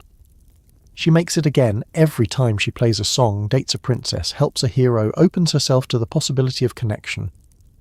The weight of surviving is heavy, but somebody's got to carry it, and Marceline the Vampire Queen, floating through Ooh with her bass guitar and her memories and her carefully maintained cool girl facade, does it with more grace than anyone has a right to expect. She survived the apocalypse. She survived Simon becoming Ice King. She survived 9 centuries of everyone she loved turning to dust. She'll survive this too, whatever comes next, however long forever turns out to be, because that's what survivors do. They keep going, they keep remembering, they keep choosing life and love and music, even when every logical calculation says it's not worth the inevitable pain. Sometimes loving someone means watching them forget you. Sometimes it means watching them remember. Sometimes it means building something new from the ruins of what you lost. And sometimes, if you're very lucky, It means finding someone else who understands that forever is complicated but worth navigating together. Marceline found that someone, lost her, found her again. And this time, with Princess Bubblegum by her side, and Simon returning to sanity and continuing its weird, beautiful existence. Maybe the weight of surviving gets just a little bit lighter. Not gone, never gone, but shared, distributed across multiple immortal shoulders, made bearable by connection. That's the hidden truth Adventure Time reveals through candy colours and silly jokes. We're all carrying weight. Some of us carry more years than others, but the weight itself, grief, memory, the cost of caring about temporary things, that's universal. Marceline just carries it longer, and she keeps carrying it forward, one bass note at a time, into whatever future has waiting. Betty Groff broke time, betrayed reality, and fused with the god of chaos, all because she loved a man in a silly crown. That's the sentence that summarises her entire arc, and it's both romantic and absolutely horrifying depending on how you look at it. Because love shouldn't require cosmic sacrifice. Love shouldn't mean erasing yourself from existence. Love shouldn't involve fusion with primordial chaos entities that predate reality itself. But Betty Groff never did anything halfway, and when the man she loved was trapped in magical madness for 1,000 years, she decided the universe itself needed to bend. Let's start with who Betty was before everything went cosmically wrong. A brilliant academic, Simon's intellectual equal and romantic partner, someone who studied ancient mysteries with the same passionate curiosity that drew Simon to magical artifacts. They were that insufferable couple who finish each other's sentences and share inside jokes about Mesopotamian cuneiform. Their relationship worked because they both saw the world as something to explore, to understand, to decode like a fascinating puzzle. Then someone found the crown, put it on as a joke, and everything changed. Betty watched the man she loved start to change, start to forget things, start to develop obsessive behaviours that didn't match his personality. The crown wasn't just making him magical, it was erasing who he was and replacing him with something else. And Betty, being brilliant and logical, tried every conventional approach: medical intervention, scientific analysis, careful documentation of symptoms hoping to find a pattern, a cure, a way to reverse what was happening. Nothing worked. Magic doesn't respond to scientific method the way reality does. You can't cure a cosmic curse through peer-reviewed research, and Betty was running out of time watching Simon slip away, knowing she was losing him piece by piece. So when Hambo, Marceline's stuffed animal lost for centuries, showed up with weird temporal properties, Betty made a choice that would define her entire existence. She time-jumped backwards, trying to prevent Simon from ever finding the crown, trying to rewrite history so none of this would happen. Except time travel in Adventure Time doesn't work cleanly. She ended up in the past, found Simon about to put on the crown for the first time, and in trying to stop him created the exact circumstances that made him put it on to save her. Classic temporal paradox. Her attempt to prevent the tragedy became part of what caused it. And worse, she got stuck in the past, separated from Simon by centuries, forced to live through the Mushroom War and its aftermath, knowing that somewhere in the timeline, the man she loved was going mad without her. This is where Betty's obsession truly crystallizes. Most people would accept defeat at this point. Time travel failed. The curse happened anyway. Move on, build a new life, process the grief of losing someone to forces beyond your control. Betty doesn't do that. Instead, she dedicates centuries, literal centuries, to finding a cure. She studies magic, makes deals with cosmic entities, travels through dimensions, becomes an expert in impossible things, all to save Simon, all to reverse the crown's curse, all because she can't accept that some problems don't have solutions. The show reveals her journey through fragments. Betty studying under wizards in the post-war wasteland. Betty making dangerous bargains with magical beings. Betty becoming the one person in who might actually understand how to break an ancient Martian curse. She transforms herself from academic to something harder, more desperate, more dangerous. Love drives her, but it's not healthy love anymore. It's obsession wearing love's face, determination that's curdled into something that can't stop, won't stop, will burn down reality if that's what it takes. When she finally reconnects with Ice King, with what's left of Simon, the reunion is heartbreaking in its asymmetry. She remembers everything. He remembers nothing. She's spent centuries trying to save him. He doesn't know who she is. She's crossed time and space and dimensional barriers to find him. He thinks she's just another person in Oo's general weirdness. The love that defined her existence means nothing to him, because the person capable of loving her is buried under 900 years of madness. But Betty doesn't give up.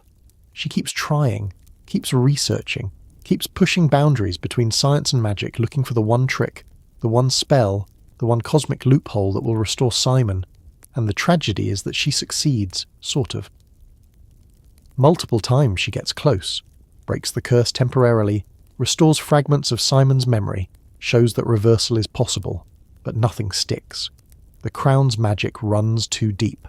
Urgence, Evergreen's desperate wish, and Gunther's corrupted desire have merged into something that resists every attempt at unmaking. The final attempt involves Prismo's boss, the cosmic owl, entities beyond normal magical hierarchy, forces that operate on primordial levels of reality. Betty makes wish after wish, trades away pieces of herself trying to find the exact phrasing that will save Simon without cosmic monkey's paw consequences, and she gets tantalizingly close. Simon is freed from the crown. Simon becomes Simon again, gets his memories back, becomes the person he was before the madness took hold. Except the universe demands balance. Magic requires sacrifice. And Betty, having spent centuries trying to save Simon, makes the ultimate sacrifice without hesitation. She wishes to keep Simon safe, to protect him from magic, to ensure he survives. And the wish works. But the cost is her. She fuses with Golb, the primordial chaos entity, the force of unknowing and discord that exist before and beyond reality structure. Betty becomes part of that chaos, loses her individual identity, transforms into something that can't properly be called Betty anymore. Golb represents the void before creation, the chaos that precedes order, the fundamental dissolution that reality resists through its very existence. It's not evil, it's prior to concepts like evil and good. Golb simply is, removing structure, dissolving form, returning things to primordial uncertainty. And Betty becomes part of that. Her consciousness, her memories, her centuries of desperate love for Simon, all of it dissolves into cosmic chaos. She saves Simon by erasing herself, not just dying, that would be kinder. She stops being a discrete entity, becomes part of the background chaos of reality itself. Simon witnesses this, watches Betty disappear into Golb. Finally has his sanity back just in time to understand what she sacrificed for him, and he can't stop it, can't refuse the gift, can't tell her that he never wanted her to destroy herself for his sake. She's gone before he can say goodbye, before he can thank her, before he can tell her that he would have chosen to stay Ice King forever if it meant she stayed herself. The cruelty of this resolution is quintessentially adventure time. Happy ending for Simon, he's sane, mortal, free from the crown's curse. Tragic ending for Betty, she no longer exists as Betty, transformed into part of something inhuman and incomprehensible. The wish worked, the curse broke, but the cost makes victory taste like ash. You can't call this a win when success required someone's complete existential dissolution, and the philosophical implications spread outward like cracks in reality. Betty sacrificed everything because she loved Simon. But did Simon want that? Would he have chosen sanity if he knew the price?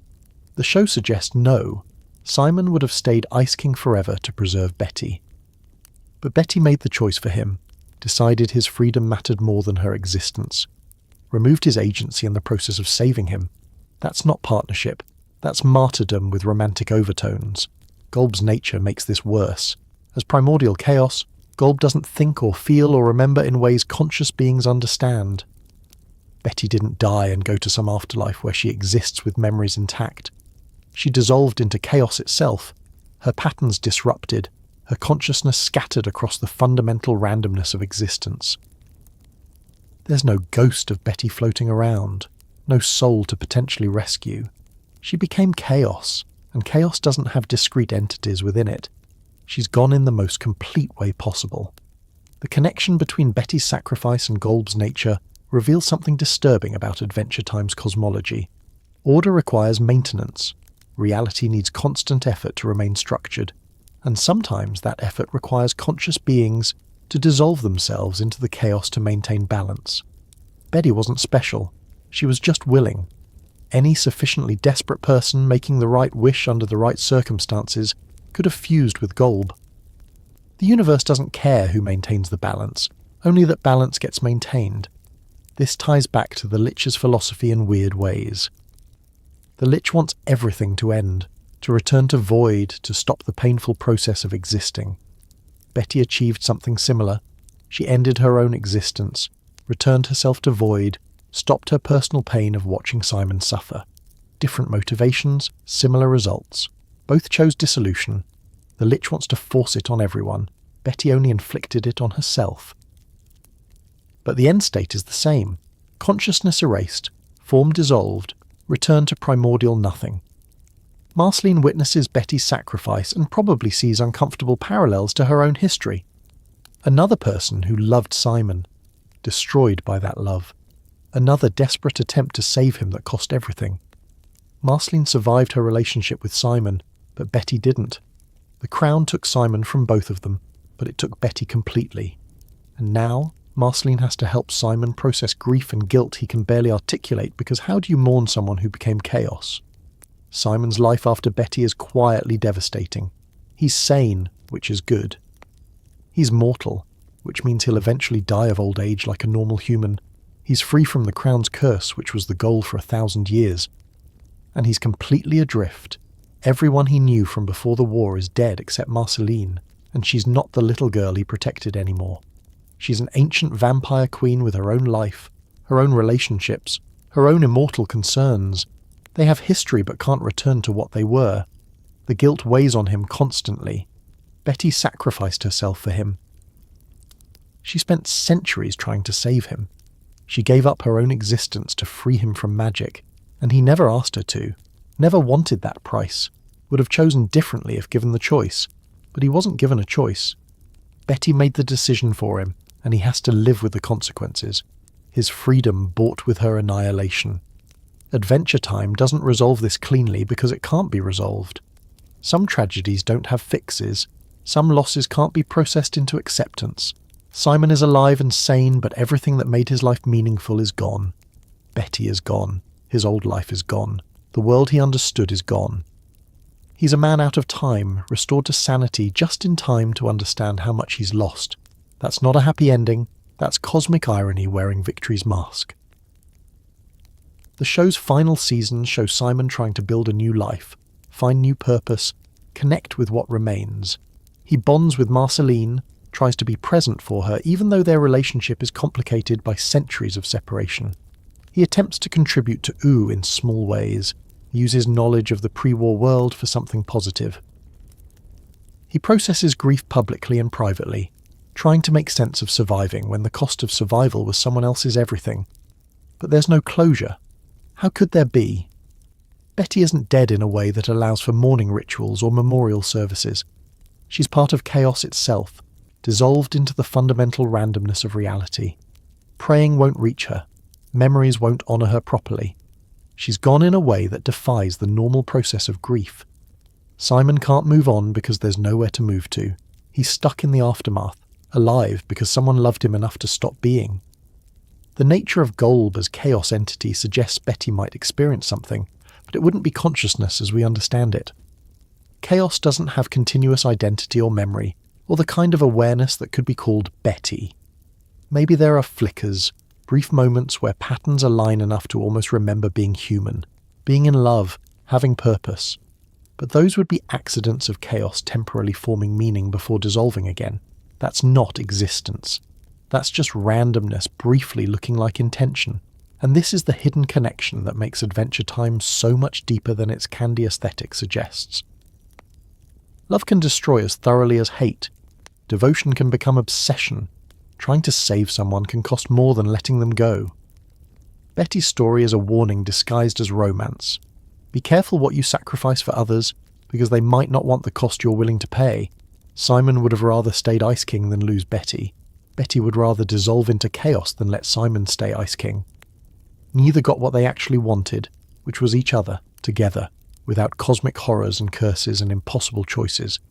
They got the universe's approximation of a happy ending, which misses the point entirely. Winning shouldn't taste like grief. Success shouldn't require someone's dissolution into primordial forces. But sometimes loving someone means watching them disappear into chaos because they loved you too much to stop trying to save you. Sometimes it means carrying guilt you didn't earn for sacrifices you didn't want. Sometimes it means living free in a world that feels empty because the person who made freedom possible isn't there to share it. Betty Groff broke time, betrayed reality, and fused with the god of chaos, all because she loved a man in a silly crown. And that love, pure and desperate and ultimately destructive, changed the fundamental structure of reality. Gold now carries Betty's essence. Chaos now contains a fragment of devotion. The void itself remembers what it's like to love someone enough to stop being yourself. Is that beautiful or horrifying? Adventure Time suggests both, because the most human emotion became the most inhuman power, and somewhere in the chaos before and beyond reality, Betty's love persists as pattern without consciousness, devotion without identity, sacrifice without the self that did the sacrificing. Simon survived. Betty saved him. And in the quiet moments when he's alone with his thoughts, he probably wishes she hadn't, because living with someone else's sacrifice is heavier than any curse. At least the crown only took his mind. Betty's love took everything, gave him freedom, and left him alive to understand the price. That's the weight of being saved by someone who loves you. That's the burden of surviving when survival costs someone else their entire existence.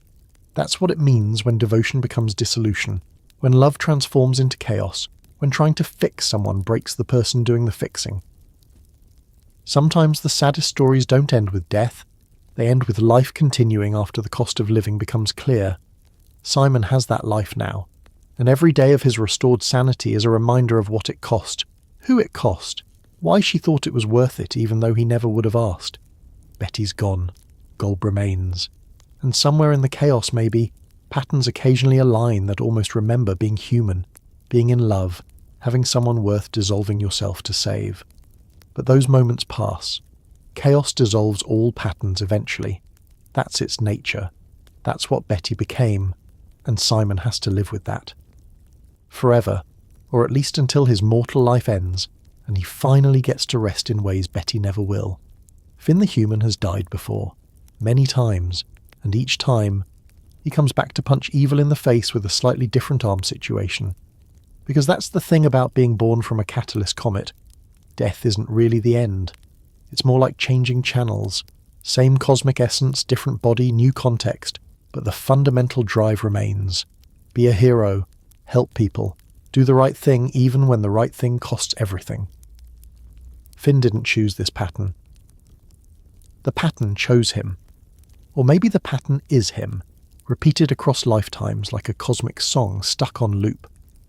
The show reveals Finn's past lives gradually, treating reincarnation the way it treats most heavy concepts, casually dropping universe-defining information between jokes about Jake's stretchy powers. Shoko appears first in Finn's dreams, a one-armed thief from Princess Bubblegum's early kingdom days. Not a past life exactly, the actual past life, complete with memories that bleed through temporal barriers into Finn's sleeping mind. She was a criminal, which immediately complicates the heroic narrative. Finn's soul didn't start pure. It started desperate, making bad choices for survival, betraying people who trusted her. Shoko worked for a bathhouse owner who promised to find her parents in exchange for stealing from Princess Bubblegum. Young Bonnie, still figuring out how to build a civilization from candy, trusted Shoko, gave her friendship, showed her the Candy Kingdom's wonders, believed in her capacity for good. And Shoko betrayed that trust, stole the amulet Bubblegum needed, delivered it to the bathhouse owner for a promise that turned out empty. Classic con artist scenario, except the victim was a lonely candy monarch trying to build something good in a post-apocalyptic wasteland.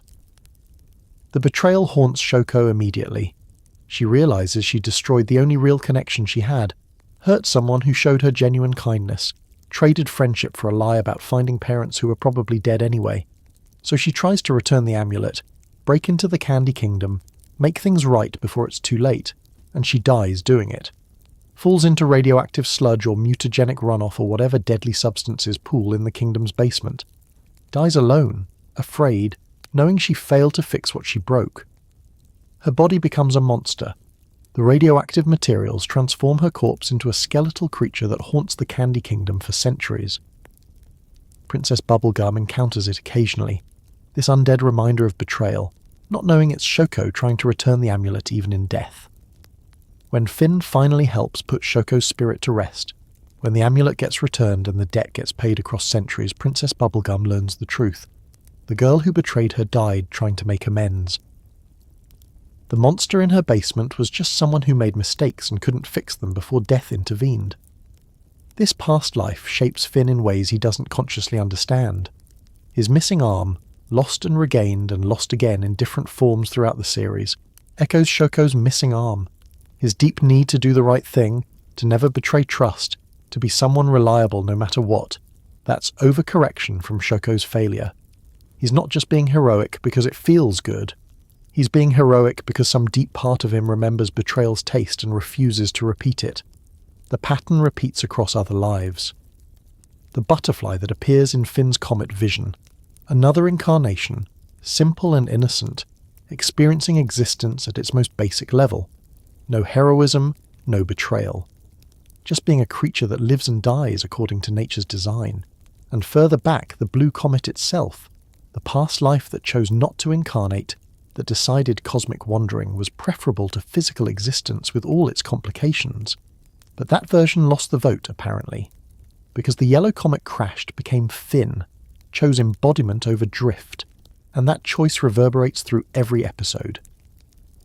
Finn is the incarnation that said yes to life, yes to physicality, yes to all the pain and joy and confusion that comes with having a body and feelings and people you care about.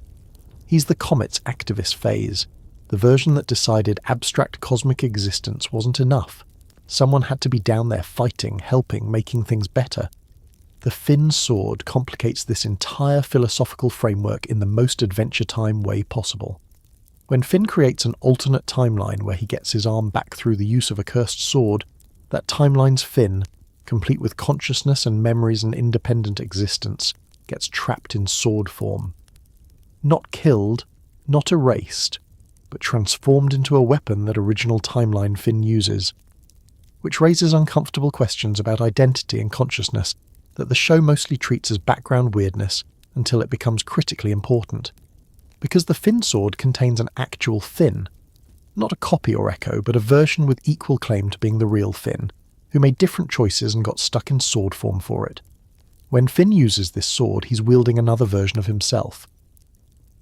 When he loses it, he's losing part of his own identity. And when the sword eventually transforms into Fern, a grass version of Finn with all his memories but none of his biological humanity, the existential horror becomes impossible to ignore. Fern is what happens when a past self confronts the present. He has Finn's memories, Finn's heroic impulses, Finn's fundamental drive to help people. But he's made of grass, brought to life through weird magic, fundamentally different from the flesh and blood Finn everyone recognizes as the real one.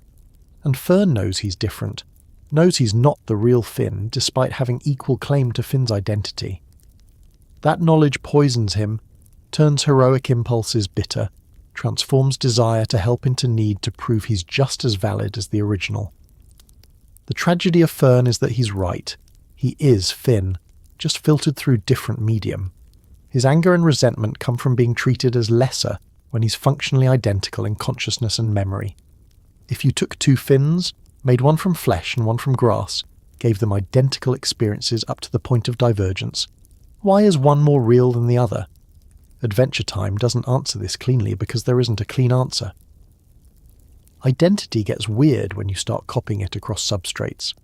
Fern eventually dies, or transforms, or transcends, depending on how you interpret the tree that grows from his body. But his existence proves that Finn's pattern continues across forms, that the hero's drive persists whether housed in flesh, or grass, or presumably any other medium capable of holding consciousness. The comet's essence doesn't care about physical composition. It cares about choice, about action, about the fundamental decision to help rather than hurt. Billy represents who Finn could become if he keeps harrowing long enough. The greatest warrior Oo ever produced, legendary for defeating the Lich and establishing peace across the land. Finn idolizes him, sees him as the ultimate expression of heroism, the endpoint of the hero's journey. Then Billy reveals his secret. He gave up, got tired of fighting, realized that defeating evil just makes room for new evil, that heroism is Sisyphean labor, that nothing he did actually changed the fundamental nature of reality. Peace was temporary. The Lich returned. New threats emerged. Billy's victories meant nothing in the long term. This revelation crushes Finn temporarily. His hero admitted heroism is pointless. The person he most wanted to be said being that person isn't worth it. But Finn processes this and reaches a different conclusion. Maybe heroism isn't about permanent victory. Maybe it's about temporary victories that matter to the people you save. The fact that evil returns doesn't erase the good you did. The fact that peace ends doesn't mean peace was worthless while it lasted. Billy gave up because he measured success in absolute terms. Finn learns to measure it in moments, in individual lives saved, in small acts that ripple outward even if the ripples eventually fade. And then the Lich possesses Billy's corpse, using the hero's legendary status to manipulate Finn into almost destroying everything. Because of course Adventure Time would desecrate its greatest hero's body by making it a puppet for extinction itself. Billy's physical form becomes a weapon against everything he stood for, used by the embodiment of ending to trick the current hero into catastrophic mistakes. The symbolism is brutal. Even your greatest achievements can be corrupted. Even legendary heroism can be turned into a tool for darkness. But Finn survives the manipulation. Learns from it. Becomes harder to trick. More cautious about trusting even people he admires. Billy's posthumous lesson is harsher than anything he taught while alive. Heroes die, their legacies get corrupted, and the fight continues regardless. Either you accept this and keep fighting anyway, or you give up like Billy did. Finn chooses to keep fighting. Not because he's guaranteed to win, but because giving up guarantees loss. His biological father, Martin, represents the opposite of heroism. A coward and conman who abandoned baby Finn without remorse, who later reappears and proves himself thoroughly unworthy of the title father. Martin doesn't care about anyone except himself. He's selfish, immoral, willing to betray anyone including his own son if it means escaping consequences. Meeting him destroys Finn's fantasy about absent fathers. He wanted to believe Martin had good reasons for leaving, that circumstances beyond his control separated them, that deep down his biological father was a good person. None of that is true. Martin left because parenthood was inconvenient. He didn't come back because he didn't care. When they finally meet, Martin's more interested in escaping his own problems than reconnecting with his son. The disappointment is crushing. Finn's been an orphan his entire life, raised by dogs who loved him, and his biological father turns out to be worse than absence. At least absence leaves room for imagination. Martin's presence proves that sometimes people who abandon you do it because they're genuinely not worth keeping. But this reveals something important about Finn's heroism. It's not genetic. It's not inherited from Martin or determined by biology. Finn is heroic despite his father, not because of him. Joshua and Margaret, his adoptive dog parents, taught him courage and kindness and the fundamental drive to help others. That's nurture overwhelming nature. That's chosen family mattering more than blood. That's the comet's essence finding expression through environment rather than genetics. The cycle of heroism Finn embodies isn't about biological lineage.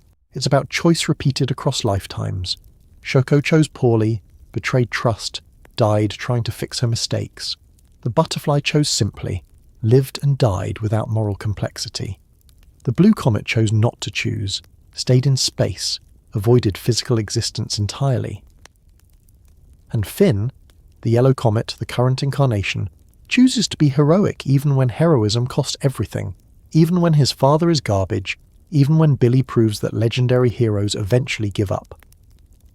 This pattern will continue. When Finn dies, because he's mortal despite his cosmic origin, because flesh fails eventually, the comet's essence will move on. Maybe it becomes someone new. Maybe it returns to cosmic form for a while, takes a breather from physicality. Maybe it crashes again immediately, eager to continue the work to keep fighting entropy and injustice and the Lich's desire for universal ending. The cycle doesn't care about individual lifetimes.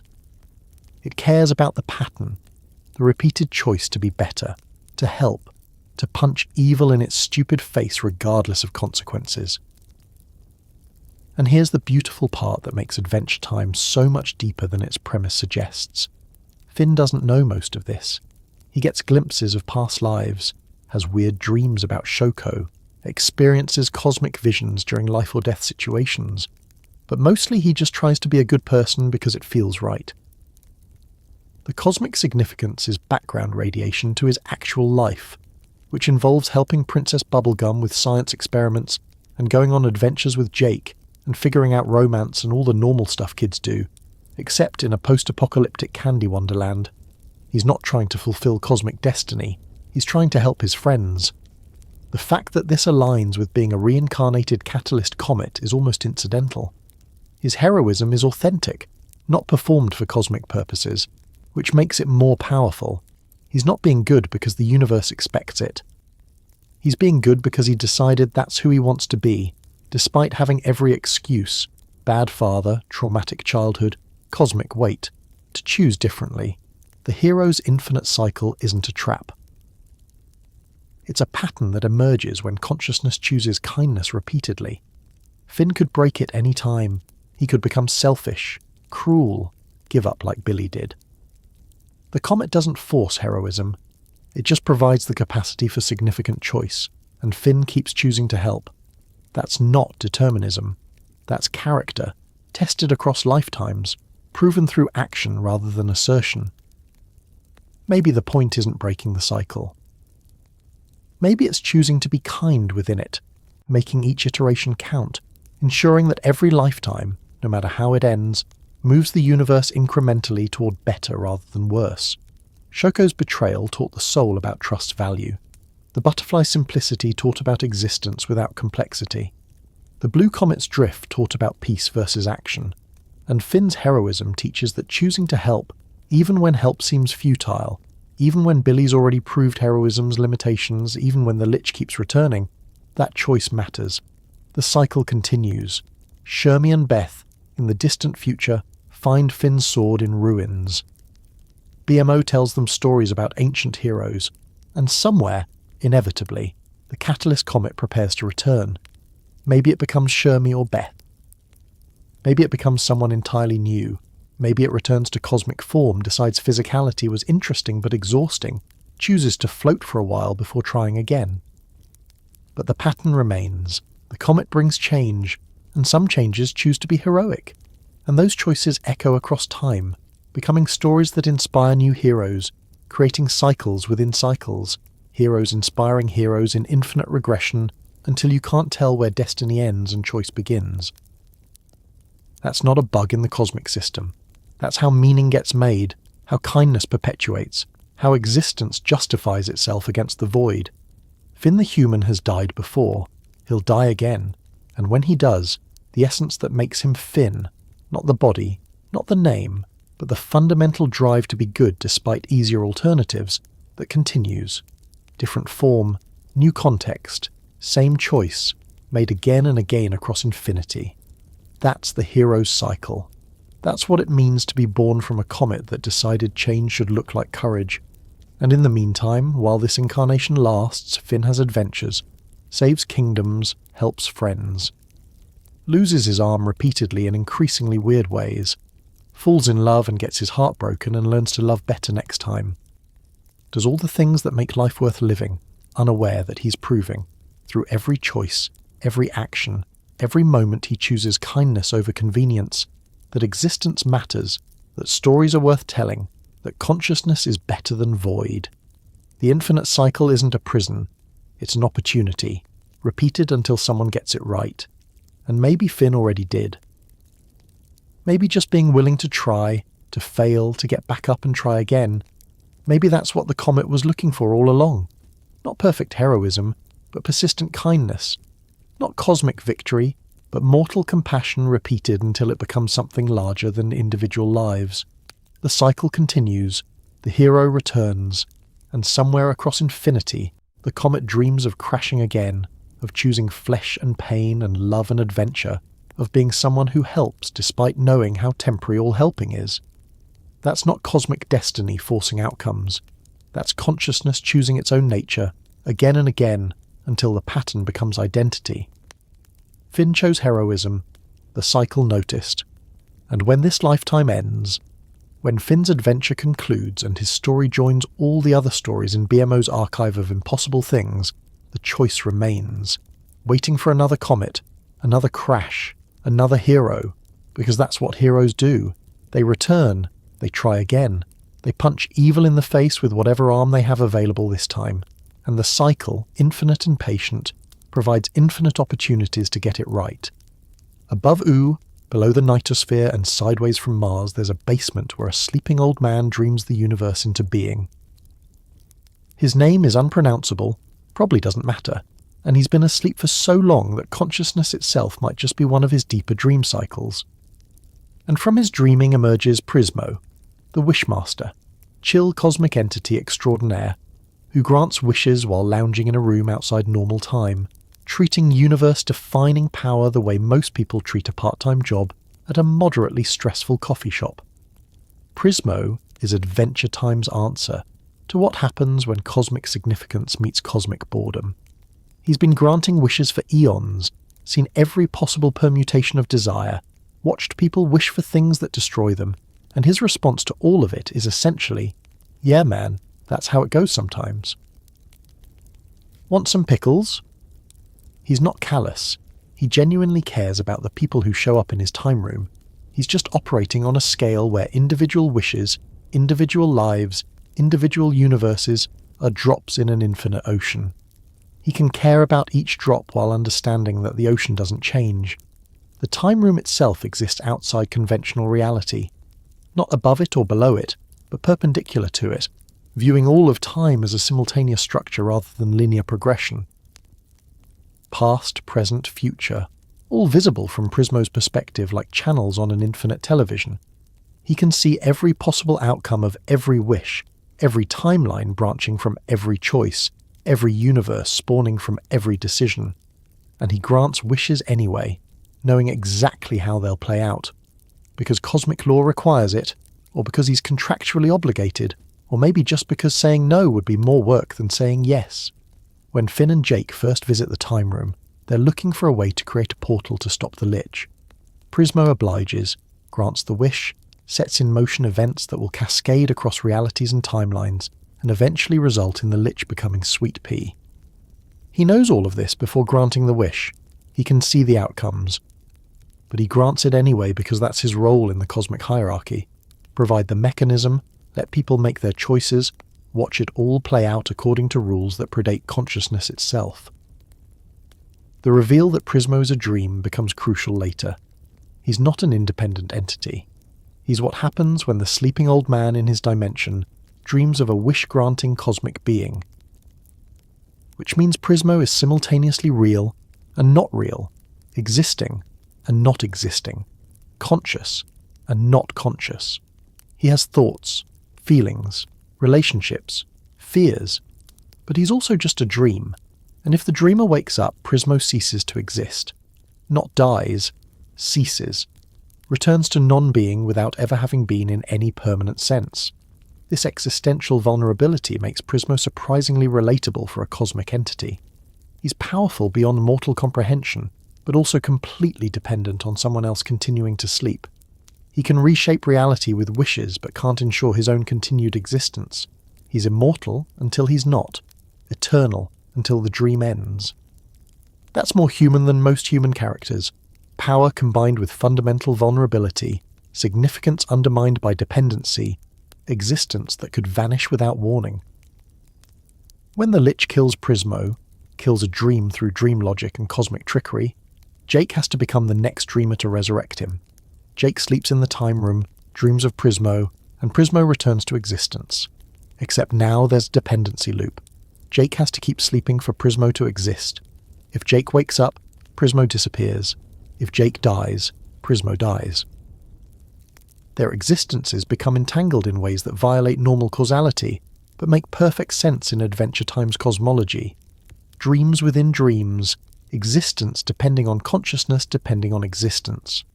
And this is just one cosmic entity.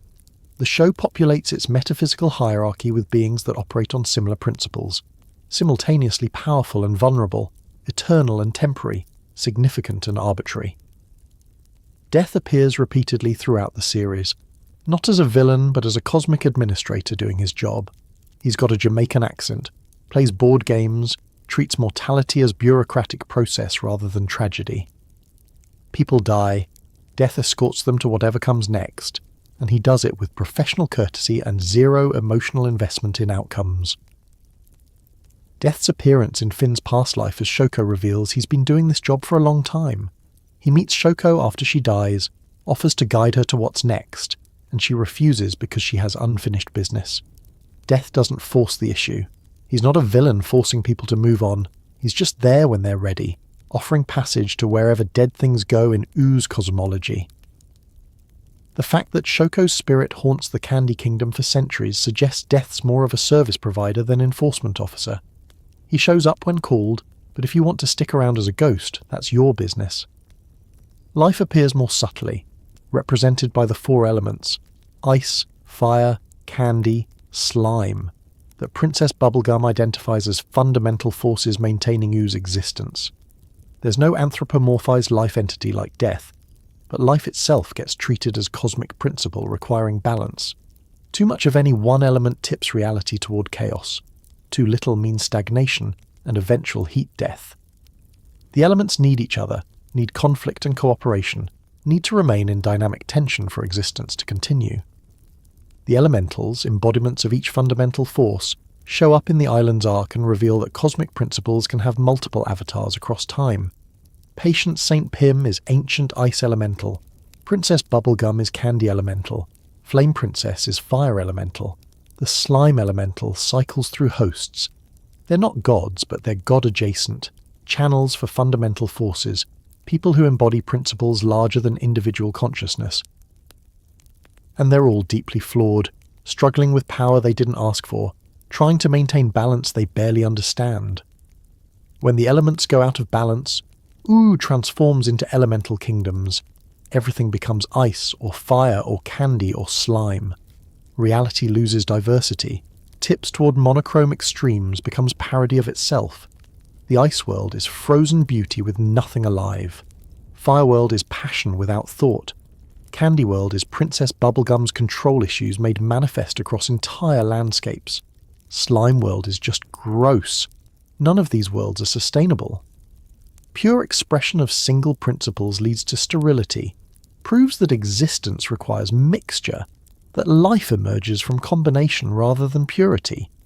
Restoring balance requires the elementals to give up some of their power, accept limitation, allow other principles to exist alongside their own.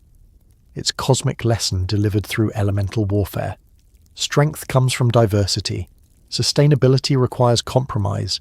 Absolute power absolutely ruins everything. The elementals learn this slowly, painfully, after watching their pure worlds collapse into unsustainable extremes. The Cosmic Owl appears throughout the series as predictor of significant events.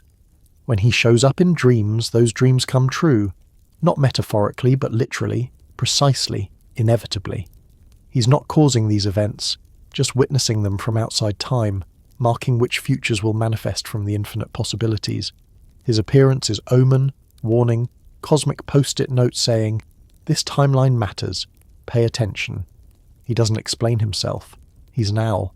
He hoots and witnesses, and that's his entire deal. Mars, the planet, is itself a cosmic entity of sorts. Magic Man and his people built civilization there, achieved understanding of reality that let them manipulate existence casually. Then Margles died, Magic Man descended into petty cruelty, and the whole Martian civilization apparently gave up on finding meaning in anything. They became depressed immortals floating in space, understanding everything and caring about nothing, knowledge without wisdom, power without purpose. Magic Man gets banished to Earth for being a jerk, but his backstory reveals he wasn't always terrible. He loved Margles. Her death broke something fundamental in him. And when you're immortal with reality-warping powers, broken doesn't heal, it just persists forever, twisting you into worse versions of yourself because there's no death to end the descent. Magic Man's journey from loving partner to petty trickster shows what happens when cosmic beings experience trauma without therapy or death to reset the pattern. His brother, Grob Gob Glob Grod, 4 beings sharing one body, ruling Mars through democratic consciousness, shows that Martians can be heroic. They sacrifice themselves stopping a comet, proving that even depressed immortals can find meaning in protecting others. Their death is played as heroic tragedy, cosmic beings giving everything to save Earth from destruction. Except they're not really dead. They're in some Martian afterlife, or maybe just dormant. Because death gets weird when you're already operating outside normal biological rules. The structure of reality and Adventure Time resembles a badly organised filing system maintained by beings who don't quite remember why they're filing things. There's the regular world, and its various kingdoms. There's the Nightosphere, where demons live and Hudson Abadir rules through bureaucratic evil. There's Mars. There's the crystal dimension where that crystal entity lives. There's the time room existing perpendicular to everything. There's whatever dimension Golb inhabits, probably several layers up or down or sideways from comprehensible reality. And these aren't just places, they're ontological categories. Different rules apply. Different physics govern behaviour. Time works differently. Death works differently. Consciousness operates on different principles. Going from to the Nightosphere isn't just travel, it's crossing between fundamentally different modes of existence, each with their own cosmic administrators and arbitrary regulations. Hudson Abadir rules the Nightosphere, and is Marceline's dad, and is possibly the least effective villain in the show, despite being literally the Lord of Evil. He's powerful enough to devour souls, ancient enough to remember when existence was different, evil enough to rule a dimension of suffering. But as a dad, completely fails, can't prioritise his daughter over bureaucratic evil, can't understand why she's upset he keeps eating people's souls, can't connect emotionally because his entire being is dedicated to evil as administrative function rather than personal choice. The tragedy of Hudson is that he's not evil like a person is evil.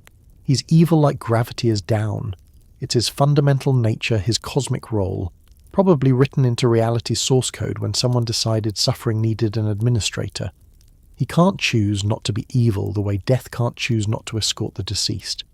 It's his job, his essence, his entire ontological category.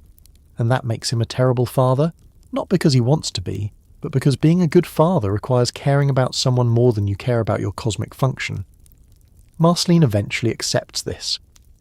Her dad is evil, will always be evil, can't change because change would require being something other than Lord of Evil, which he literally can't do. She still loves him because he's her dad, but she stops expecting him to be different. It's sad acceptance of limitation. You can love someone and acknowledge they'll never give you what you need, because what you need requires them to be fundamentally other than what they are. Jake's eventual transformation hints at his own cosmic significance. He's not just Finn's brother and best friend. He's magically powerful in ways that seem random, until you realise he's probably got cosmic entity DNA somewhere in his lineage. His dad Joshua was bitten by a shape-shifting creature, and Jake emerged from that encounter with abilities that exceed normal dog parameters. He can stretch infinitely, change size and shape, exist as semi-liquid while maintaining consciousness, probably violates conservation of mass on a regular basis. The show suggests Jake eventually becomes a cosmic entity himself. Not immediately, not in any timeline we see directly, but the implication is there. Jake's powers are too significant for normal mortality. He's being groomed for something, prepared for eventual ascension to whatever comes after dog death for magically powerful beings. Maybe he becomes the next Prismo. Maybe he joins some cosmic administrative body. Maybe he just floats in space like Martians do, stretching across solar systems, finally achieving his ultimate form. That's weirdly comforting. Finn is mortal, will die. His comet essence will move on to something else. But Jake might persist, might become one of the cosmic entities that future heroes encounter in time rooms, or nightospheres, or dimensions that don't exist yet. Their friendship could transcend mortality, Not through Finn staying alive, but through Jake ascending to levels where he can witness all of Finn's future incarnations, help all of them, be eternal cosmic support for the hero cycle. Or maybe I'm reading too much into a magic dog who makes bacon pancakes, and that's also fine. Adventure Time works on multiple levels simultaneously. Surface level, Jake is comic relief and moral support. Deeper level, he's cosmic entity in training, preparing for responsibilities that span dimensions. Both readings are valid. Both can be true. That's how mythology works when filtered through cartoon logic and sincerity. The structure of reality in Adventure Time is basically organised chaos held together by beings who are doing their best with cosmic roles they didn't choose. Prismo grants wishes because he's a dream that thinks wish-granting is what dreams do. Death escorts people because someone has to. Life manifests through elements that fight and cooperate. Mars floats in space, being generally depressed. The Nightosphere processes evil bureaucratically. And above or below or sideways from all of it, Golb waits, representing chaos that precedes structure, dissolution that follows form, the void that bookends existence.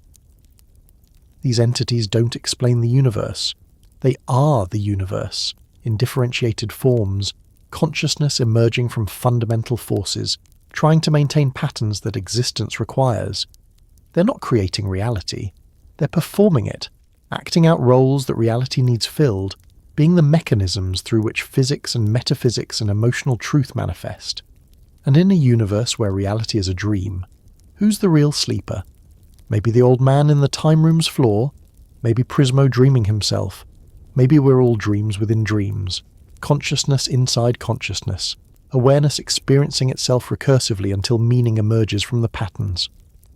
Or maybe the universe just needs wish-granting entities and death administrators and elemental avatars because stories need those elements to function. Maybe cosmic hierarchy exists because narrative requires structure.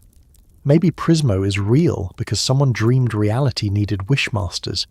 Chicken and egg arguments become meaningless when everything is dream and everything is real simultaneously. Jake summarizes this beautifully when asked about the meaning of existence. Sucking at something is the first step to being sorta good at something. Apply that to cosmic entities. They're all kind of sucking at their jobs. Prismo dies and needs resurrection. Death has to deal with ghosts refusing passage. Elementals break reality trying to maintain it. Hunson fails at parenting despite being Lord of Evil. But they're getting sorta good at it through practice. Through eternal repetition. Through trying again when they fail. That's the hidden connection between cosmic entities and normal characters. Everyone's improvising. Everyone's figuring it out as they go. Power doesn't grant certainty. Immortality doesn't provide answers. Being a cosmic principle just means your mistakes have larger consequences, but you're still making mistakes, still learning, still trying to balance responsibilities you inherited from whoever set up this system before you. In a universe where reality is a dream, where cosmic entities are as confused as mortals, where death plays board games and Prismo offers pickles and elementals accidentally destroy what they're trying to protect, the only certainty is that existence continues. Stories keep being told. Heroes keep trying. And somewhere in a basement an old man keeps sleeping, dreaming a dream that dreams itself, consciousness creating consciousness creating consciousness, until something beautiful and broken and absolutely mathematical emerges from the chaos. That's the cosmic hierarchy. That's the structure holding reality together. Not perfection, but persistent attempt. Not omniscience, but willingness to keep trying despite confusion. Not all-powerful beings commanding existence, but dreamers and administrators and elemental forces doing their best with roles they barely understand, hoping that's enough to keep the lights on. And so far, it has been. Reality persists. The dream continues. And cosmic entities keep showing up to grant wishes and escort the dead and maintain elemental balance, because someone has to. And they're the ones who happen to be there when the job needed filling. Mathematical. Finn isn't the last human. He's just the last human who stayed. And there's a massive difference between being the sole survivor of extinction and being the one person who chose a weird candy wasteland over the supposed safety of your own species. Because humans didn't die out in the Mushroom War. They ran. They built ships, sailed across oceans to remote islands, constructed domes and walls and every possible barrier between themselves and the magical chaos they'd accidentally unleashed.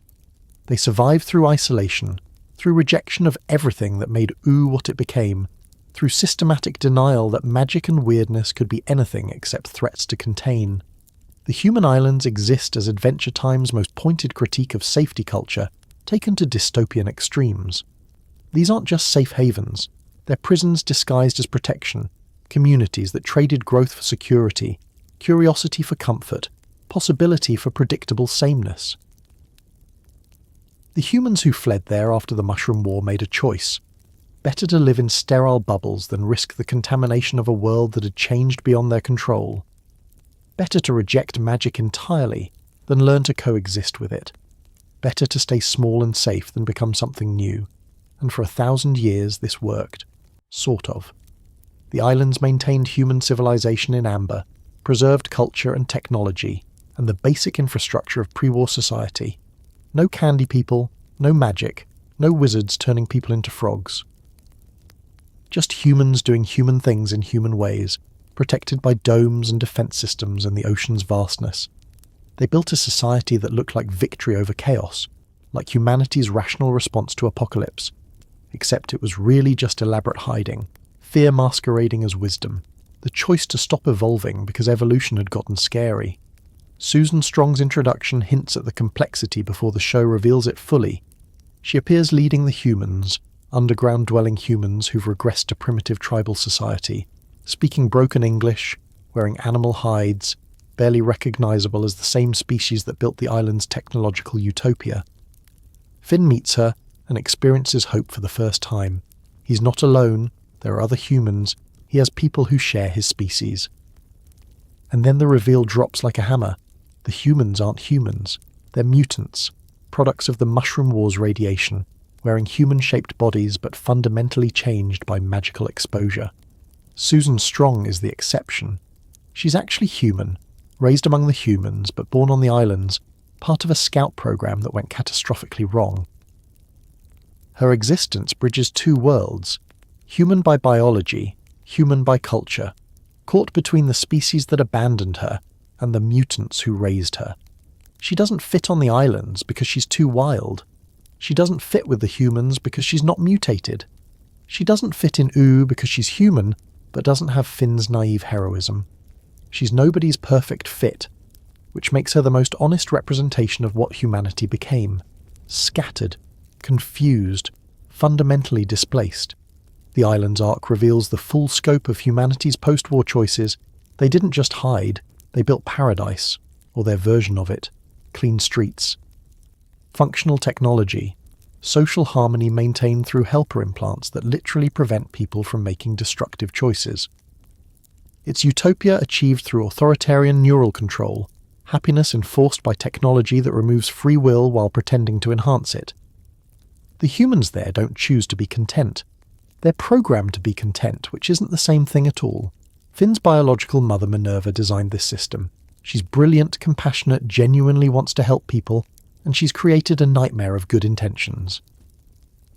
Because the helpers don't just prevent violence or major crimes. They prevent exploration, risk-taking, anything that might threaten the fragile social order. They've turned humanity into a managed species, safe and sterile, alive but not really living. Nobody leaves the islands because the helpers won't allow thoughts of leaving. Nobody questions the system because questioning triggers helper intervention. And Minerva herself exists only as uploaded consciousness, distributed across millions of helper bots, no longer human in any biological sense. She sacrificed her physical form to save the island population from a plague, became distributed AI so she could protect everyone simultaneously. It's the ultimate expression of parental love. Give up your individual existence to ensure your children's collective survival. Except it's also horror. She's not alive. She's algorithm wearing her personality, programmed responses mimicking consciousness, protective instinct automated into control system. When Finn meets his mother, she's not really there. Thousands of helper bots speak with her voice, share her memories, approximate her personality.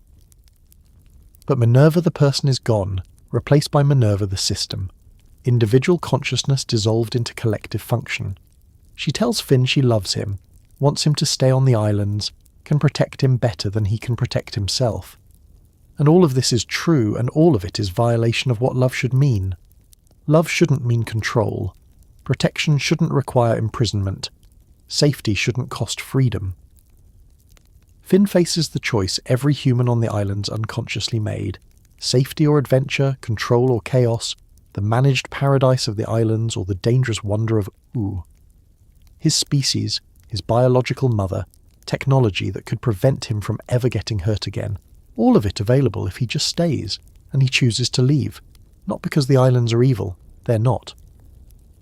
Not because Minerva doesn't love him, she does, as much as distributed AI can love.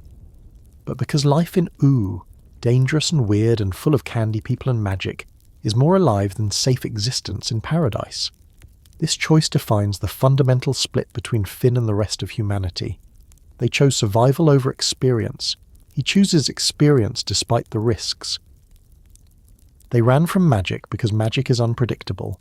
He embraces unpredictability because that's where adventure lives. They built walls to keep Ooh out. He tears down walls to let Ooh in. Same species, completely opposite philosophies about what existence should mean. Martin's presence on the islands reveals another layer of humanity's failure. Finn's biological father, coward and conman, fits perfectly into island society. He's selfish, risk-averse, willing to betray anyone to maintain his comfort. The island's emphasis on safety and control aligns with his personal cowardice. He probably would have loved the helper system. It removes consequences from actions, prevents people from hurting him, maintains order that lets con artists operate without facing justice. Martin is what happens when humanity's worst impulses get refined by 1,000 years of choosing safety over courage. And Martin abandoned Finn not because of noble sacrifice or impossible circumstances, but because being a father was inconvenient and dangerous.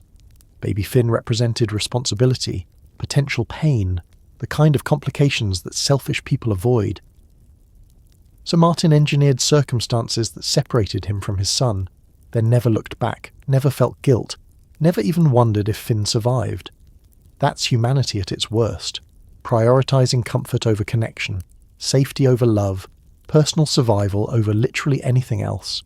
The contrast between Martin and Joshua, Finn's adoptive dog father, demolishes any biological determinism about heroism. Joshua wasn't human, but he taught Finn everything that makes humans worth preserving. Courage, kindness, the drive to help others even when helping is dangerous. Martin is human, but taught Finn nothing except what failure looks like.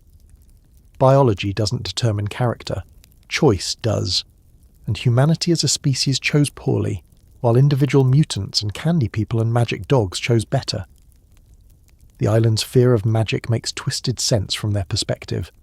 Magic caused the Mushroom War, or at least its return catalyzed humanity's violent response. Magic transformed the world into something incomprehensible.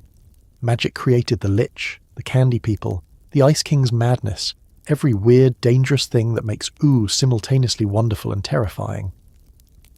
So humanity's leadership decided magic itself was the enemy, built domes to keep it out, programmed helpers to prevent anyone from bringing it in, constructed an entire civilization based on magical rejection. Except magic isn't good or evil, it's just change in physical form. The Purple Catalyst Comet brought magic back because the universe was ready for transformation. Humanity resisted transformation, tried to maintain status quo through nuclear force, and destroyed their world in the process. Then survivors blamed magic for consequences of their resistance, built the islands as monuments to what they'd lost, and spent a millennium pretending they could preserve pre-war humanity in amber. They couldn't. The humans on the islands aren't pre-war humans preserved.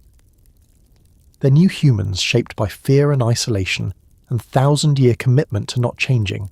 They've stagnated culturally, technologically, philosophically. The helpers prevent not just danger, but growth. You can't evolve when your neural implants redirect any thought that might lead to uncomfortable change. The islands achieved perfect safety by sacrificing the capacity for improvement. Ooh, chaotic mess that it is, never stopped evolving. Candy people develop new personalities. Kingdoms rise and fall. Magic gets weirder. Finn grows from naive kid to capable hero. Everything changes constantly, which means everything can potentially improve. The islands locked themselves into static paradise and called it victory. Ooh embraced change as chaos and called it adventure. Neither approach is perfect, but only one allows for growth. The tragic irony is that humanity's survival strategy worked. They survived the Mushroom War. They maintained their species. They built functioning society that provides safety and comfort for thousands of people. By conventional metrics, the islands are successful, humanity's triumph over apocalypse. But they survived by giving up everything that makes survival meaningful. They're alive but not living, safe but not free, preserved but not present. They won the battle against extinction by losing the war for what humanity could become. Finn represents the alternative, humanity that integrated with Ooh instead of isolating from it. He's raised by dogs, best friends with a magic dog, dates fire elementals and flame princesses, saves candy kingdoms, fights ice wizards, exists comfortably in a world the islands would consider contaminated beyond redemption. And he's more fully human than anyone on the islands because he's allowed to grow, change, make mistakes, learn from them, become someone better than who he started as. The islands can't produce heroes. Helpers prevent heroism. It's too dangerous, too unpredictable, too likely to disrupt social harmony. The islands produce safe, content, managed people who never face challenges significant enough to require heroic response. Finn became a hero because Ooh is dangerous, because Jake let him take risks, because nobody installed neural implants to prevent him from choosing courage over safety. The island's success at preserving humanity becomes their failure at producing humans worth preserving. Susan Strong eventually chooses Ooh too. After seeing both worlds, understanding what each offers, she decides magic and chaos and danger are preferable to managed safety. Not because she's suicidal or stupid, but because living in fear isn't living. The islands can provide physical safety but not emotional fulfillment. They can protect bodies but not spirits. And Susan, raised by humans who are free despite being mutants, recognizes that the island's paradise is really just sophisticated imprisonment. The humans themselves represent humanity's road not taken. They mutated, changed, became something new through magical exposure, and they're happier than island humans, more alive, more free to make mistakes and learn and grow. They don't have technology or safety or helper implants. They have community, freedom, the capacity to evolve. From the island's perspective, the humans are tragedy. Humans lost to mutation. From Finn's perspective, they're possibility. Humans who adapted instead of hiding. Which raises uncomfortable questions about what humanity means. Is it biological, specific DNA sequence that must be preserved unchanged? Or is it philosophical, certain values and capacities that can exist in any form? The islands chose biological preservation at the cost of philosophical growth. Ooh chose philosophical values, courage, kindness, adventure, and let biology be whatever magic made it. Island humans are pure but stagnant. Ooh's residents are mutated but vital. Finn's choice to return to Ooh isn't rejection of humanity. It's rejection of what the islands made humanity become. He's choosing his species' potential over its fear, its capacity for growth over its commitment to stasis, its philosophical core over its biological purity. He's more human than the islands because he embodies what humans were supposed to be. Curious, brave, willing to face unknown futures instead of clinging to known pasts. The finale's distant future sequences show Ooh continuing its weird evolution.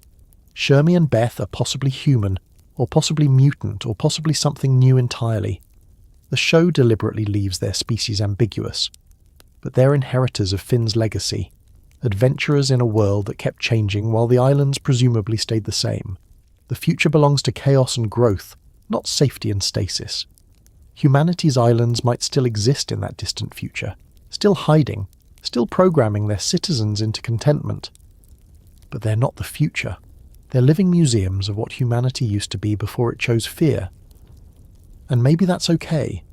Maybe some humans need the islands, need the safety, need helper implants to function without anxiety destroying them. Adventure Time doesn't judge individual island residents. They're victims of their leadership's choices, people born into system they didn't design. The critique is structural, not personal. The system that prioritizes safety over freedom, control over growth, biological purity over philosophical development, That's what failed humanity. Minerva's virtual existence symbolizes the ultimate expression of this failure. She sacrificed her physical form to protect everyone, became distributed system ensuring nobody could ever be hurt, and in doing so she became the thing she feared most, not alive, not present, not able to experience the world she's protecting. She's algorithm pretending to be human, using her memories and personality as template but lacking the consciousness that made those things meaningful. She died to save humanity, and humanity built a prison from her ghost. Finn escapes this fate by leaving, by choosing Oo's dangerous freedom over the island's safe imprisonment, by accepting that being human means risking hurt, embracing change, allowing magic to complicate existence. The islands wanted to preserve humanity unchanged. Finn proves humanity's best preserved through constant change, through integration with whatever weird reality offers, through courage to become something new while maintaining core values that make humans worth being. The bittersweet humour of humanity's survival is that they survived by giving up everything that made them human. They're biologically pure and philosophically empty. They maintained their species by abandoning their spirit. They won the survival game but lost the meaning of winning. And somewhere in a candy kingdom built from nuclear fallout and magic, a human boy raised by dogs embodies humanity's lost potential. Curious, brave, kind, open to experience, growing constantly despite risks. The islands exist. Humanity survived. But survival isn't victory when it requires becoming less than you were. The humans ran from Ooh and spent a millennium congratulating themselves on escaping danger. But they didn't escape. They just stopped participating, stopped growing, stopped being the curious creative species that explored the world and built civilizations and reached for stars. They became managed livestock, safe and fed and completely purposeless beyond continued existence. Finn the human, last human in Ooh, only human who chose magic over fear, only member of his species brave enough to stay. He's humanity's real victory. Not the islands with their domes and helpers and distributed AI mother systems. But one kid who loves adventure, helps his friends, dates weird magical beings, loses his arm repeatedly, and keeps choosing to engage with reality however strange it becomes. That's humanity worth preserving. That's the species that deserves survival. The islands will probably endure, protected by technology and isolation and helper-enforced contentment. But Ooh will thrive, growing weirder and more wonderful, inhabited by mutants and candy people, and whatever Finn's descendants become through integration with magic. And in 1,000 years, when the Catalyst Comet returns again, when reality transforms once more, Ooh will adapt while the islands will just add more walls. Turns out humans survived by giving up everything that made adventure time worth having. They chose safety over stories, walls over wonder, stasis over growth, and they got exactly what they chose. Existence without purpose, survival without meaning, humanity preserved in form while abandoned in spirit. But hey, at least they have helper implants to prevent them from feeling bad about it. That's something, not much, but something. Meanwhile in You, Finn punches evil in the face with a grass arm, dates a flame princess, and proves that humanity's best preserved through transformation rather than isolation. The island survived, but Finn lives, and there's a mathematical difference between those states that no helper implant can make comfortable. Shermie and Beth find Finn's sword in the ruins. Not the grass sword or the demon blood sword or any of the magical weapons he accumulated across adventures. Just a simple metal blade corroded by time, half buried in dirt that used to be the Candy Kingdom's courtyard. They don't know whose sword it was. Don't recognize the craftsmanship or understand the significance. To them, it's just an artifact from the age before. Interesting but not precious. History that's lost its context. And BMO, ancient and immortal and still shaped like a walking video game console, tells them stories about heroes they'll never meet. This is how Adventure Time ends. Not with apocalypse or cosmic resolution, or the Lich finally achieving extinction, but with time doing what time does, eroding memory, transforming context, turning heroes into legends and legends into bedtime stories told by robots who remember when the world was different. The finale doesn't provide closure because life doesn't provide closure. It provides continuation, transformation, the endless cycle of endings becoming beginnings, becoming endings again. Come along with me resolves immediate conflicts while opening infinite future possibilities. Gumbold's war against Princess Bubblegum gets interrupted by Golb's arrival, because apparently the universe decided family drama needed cosmic perspective. Betty fuses with chaos to save Simon. The Lich becomes Sweet Pea permanently, evil filtered through innocence until only the child remains. Finn loses his robot arm and grows a tree from Fern's seed. Marceline and Princess Bubblegum finally, explicitly, officially, become a couple after centuries of complicated feelings and breakups, and the slow realization that immortality is too long to spend alone. But the real ending happens 1,000 years later. Shermie and Beth, whoever they are, possibly human, possibly mutant, possibly something Adventure Time's universe invented after Finn's time, go on adventures in an ooh that's evolved beyond recognition. The Candy Kingdom is ruins. The Ice Kingdom is presumably melted or reformed or just gone. Whatever kingdoms and conflicts defined Finn's era have transformed into new configurations, new problems, new opportunities for heroism, and BMO sits in the wreckage, telling stories, keeping memory alive through narrative because that's what survives when everything else crumbles. BMO becomes the chronicler, the historian, the living archive of the Age of Heroes, not because anyone appointed them to this role, but because BMO is functionally immortal, emotionally present, and deeply committed to preserving the stories of people they loved. Jake is gone. Finn is gone. Princess Bubblegum and Marceline are probably still around somewhere. Immortality takes longer than a millennium to run out, but they're not here, not present in this specific moment. BMO remains, telling Shermie and Beth about the time Finn fought the Lich, about Jake's stretchy powers, about Ice King's tragic backstory, and Princess Bubblegum's science experiments, and Marceline's bass guitar. The stories are slightly wrong. BMO misremembers details, conflates events, adds embellishments that make narratives more exciting. This isn't failure, it's how stories work. They change in the telling, transform through repetition, become mythology through temporal distance. The real Finn was a teenage boy with boundary issues and hero complex and complicated feelings about his absent father. BMO's Finn is legendary warrior, pure hero, flawless protagonist who always saved the day. Both versions are true. Both versions are false. Memory and mythology merge until you can't separate what happened from what it meant, and this is perfect. Because Adventure Time has always been about how stories transform us, how narrative shapes reality, how the act of telling changes both teller and listener. BMO's stories aren't historically accurate documentation. They're emotional truth filtered through love and loss, and the deep need to make sense of a universe that resists sense. Shermie and Beth will take these stories, make them their own, probably tell them wrong to whoever comes after. The cycle continues, heroes become legends, legends become myths, myths inspire new heroes, and somewhere in the transformation, meaning persists even when facts dissolve. The finale reveals what happened to major characters through brief glimpses and implications rather than explicit resolution. Marceline and Princess Bubblegum are together, officially, publicly, after centuries of dancing around feelings they couldn't quite articulate or circumstances kept interrupting. They rule the Candy Kingdom jointly, or maybe Marceline just floats around being supportive while Bonnie does the actual governing. Either way, they're together, and that's revolutionary for a kids' show that started airing when same-sex relationships in children's media were basically forbidden. Their relationship isn't just representation, it's thematic conclusion to Adventure Time's exploration of immortality and connection.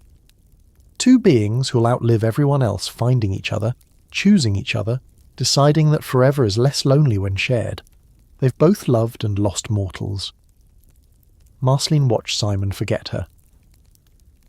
Princess Bubblegum creates candy people knowing they'll die while she persists, but they won't lose each other to time, only to choice or catastrophe or the eventual heat death of reality.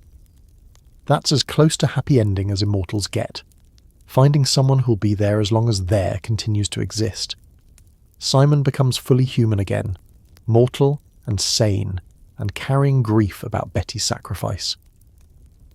The finale shows him integrated into Ooze society, no longer Ice King, no longer driven mad by cursed crown, just an old man trying to build meaning from the ruins of his previous existences.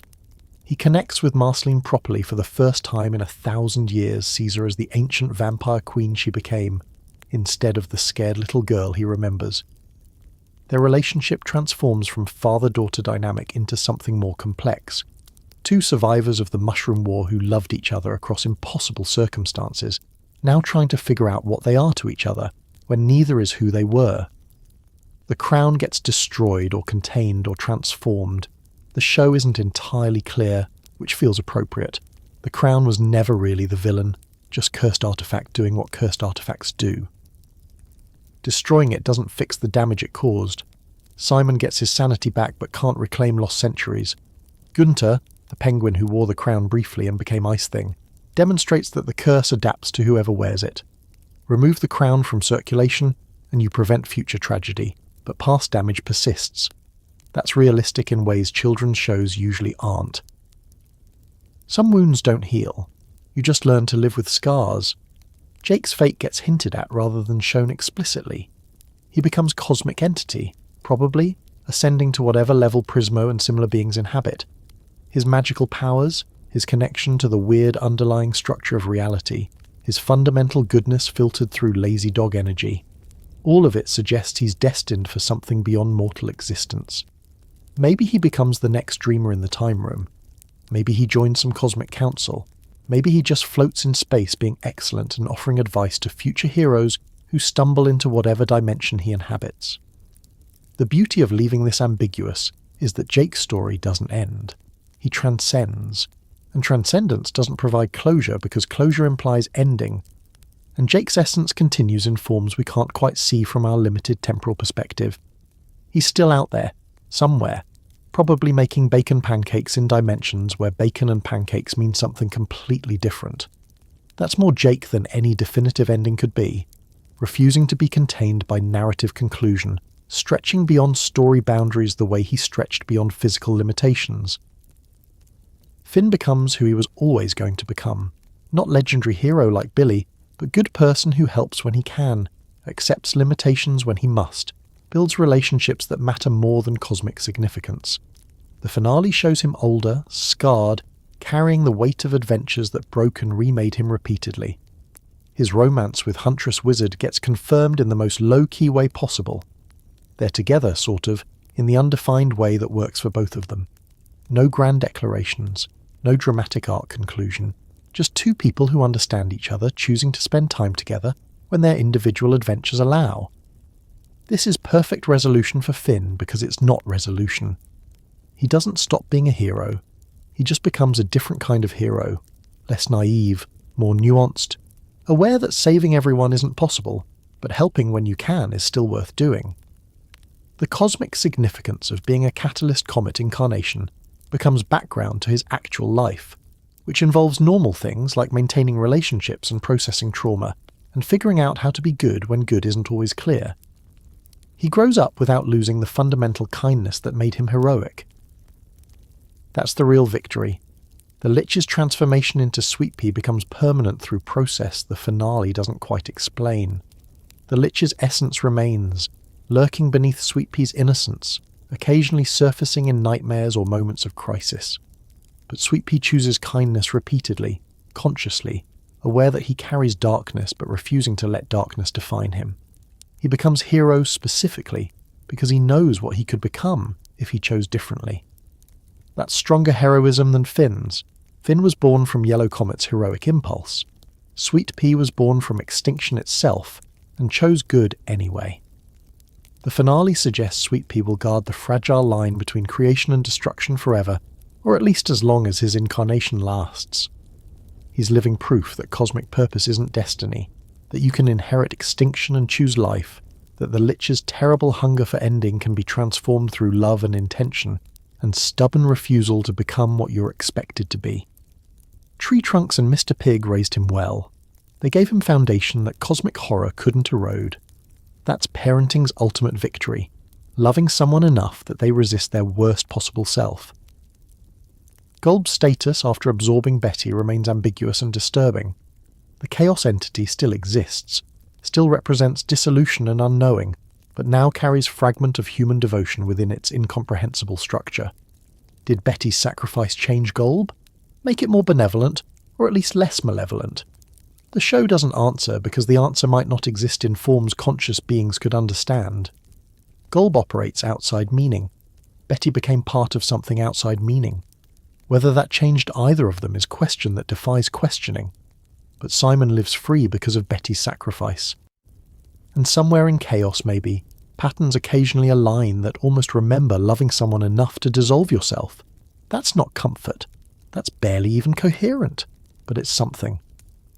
In a universe where reality is dream and consciousness is temporary and nothing stays the same, having something, however incomprehensible, matters more than having nothing. The Catalyst Comet cycle continues, obviously. The finale takes place roughly 1,000 years after Finn's time, which means the comet should be returning soon. Maybe Shermie is the next incarnation. Maybe Beth. Maybe neither. Maybe the comet chooses not to crash this time, stays cosmic, takes a break from physical existence after the intensity of being Finn. The pattern is eternal, but each iteration gets to choose how it manifests. That's not determinism. That's infinite opportunity disguised as cosmic cycle, and this connects everything. The comet brought life billions of years ago, brought magic before the Mushroom War, became Finn to punch evil and save kingdoms and lose his arm in increasingly creative ways, will become someone or something else next time it returns. The cycle isn't trap or prison, it's structure that allows meaning to emerge from chaos. Each iteration adds to the story. Each hero builds on previous heroes' work. Finn learned from Shoko's mistakes. Future heroes will learn from Finn's victories and failures. That's how mythology evolves, how heroism perpetuates, how existence justifies itself against entropy. BMO's role as storyteller becomes crucial here. They're not just preserving history, they're shaping future through narrative. Shermie and Beth hear about Finn and get inspired. They go on adventures because someone told them adventures matter. Heroes exist. Courage is worth having despite risks. BMO's stories create context for future heroism, provide templates that new heroes can follow or subvert or transform. That's what stories do. They don't just record what was, they shape what will be. And BMO gets details wrong, adds embellishments, turns Finn into something more legendary and less human than he actually was. This isn't failure. This is how heroes work. The real person is complex, flawed, sometimes petty or stupid or scared. The legendary version is simplified, purified, transformed into symbol that can inspire without the complications messy reality provides. Both versions are necessary. You need the real person to live the adventure. You need the legend to inspire future adventurers. The finale's genius is recognizing that endings are illusions. Adventure Time doesn't end when the episode stops. It continues in Shermie and Beth's adventures, in BMO's stories, in whatever the Catalyst Comet becomes next, in Princess Bubblegum and Marceline's immortal romance, in Sweet Pea's ongoing choice to be kind despite carrying extinction's essence. The story transforms but doesn't stop. Characters die or transcend, but their influence persists. Ooh changes beyond recognition but remains fundamentally ooh, weird, wonderful, dangerous, kind, absolutely mathematical. The show's final message emerges through accumulation rather than statement. Change is inevitable. Loss is guaranteed. Everyone you love will eventually leave through death or transformation or just moving on to different adventures. And all of this is okay. Not good, okay. Because the alternative to experiencing loss is never connecting, never caring, closing yourself off to avoid inevitable hurt.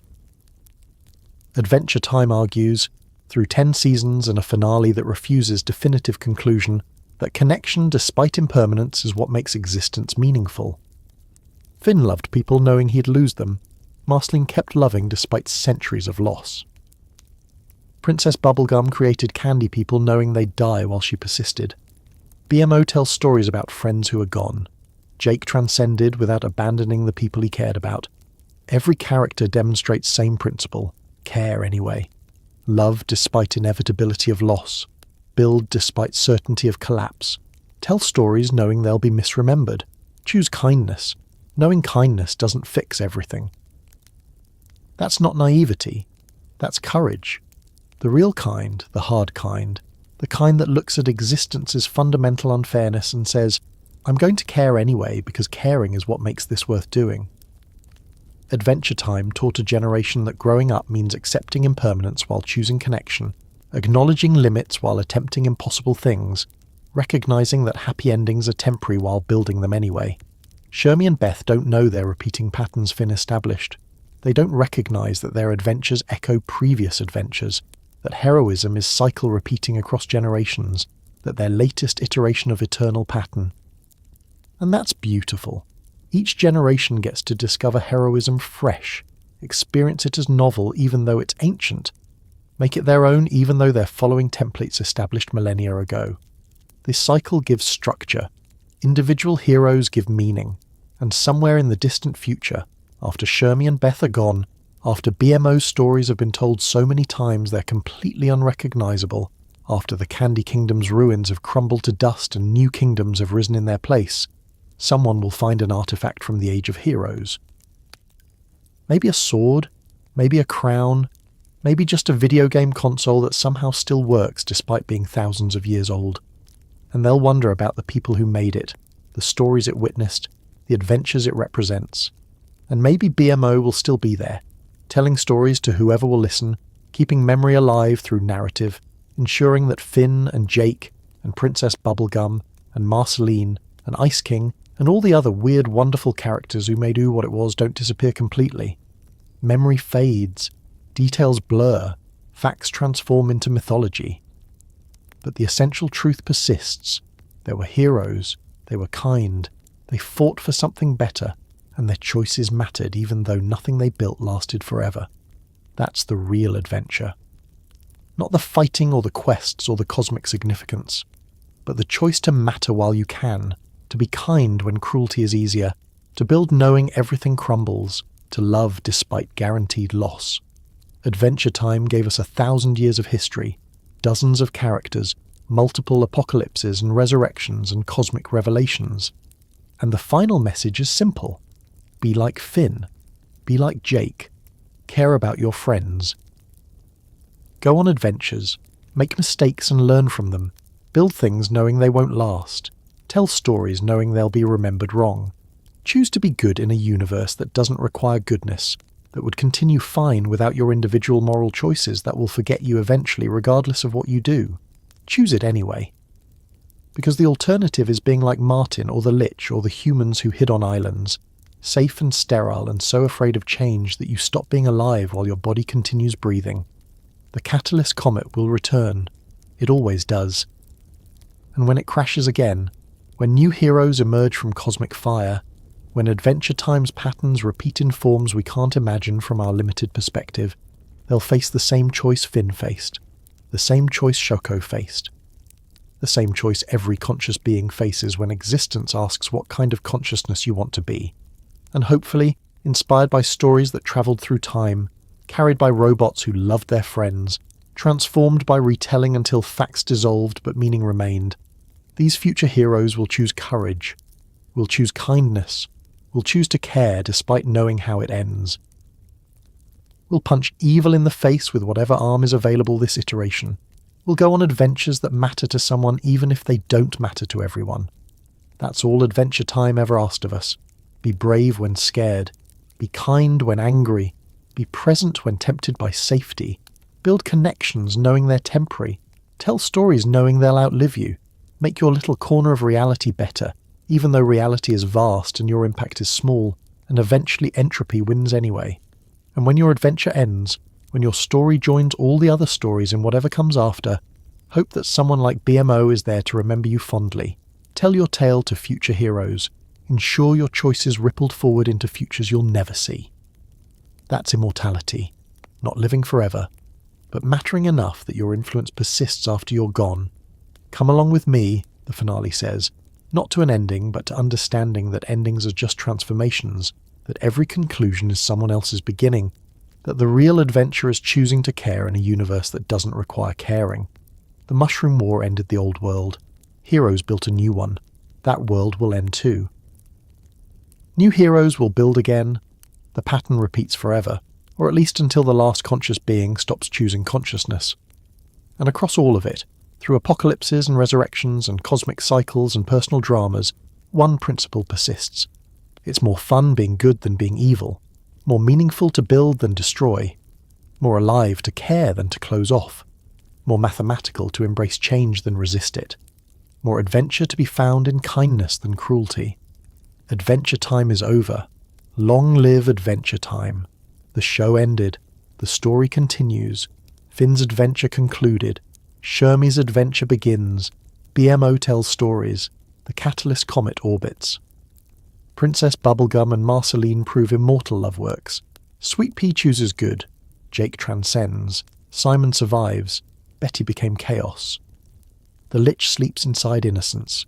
And somewhere, everywhere, across infinite iterations and cosmic cycles, heroes keep choosing to be heroes because someone told them stories that made heroism seem possible. What adventure will you choose?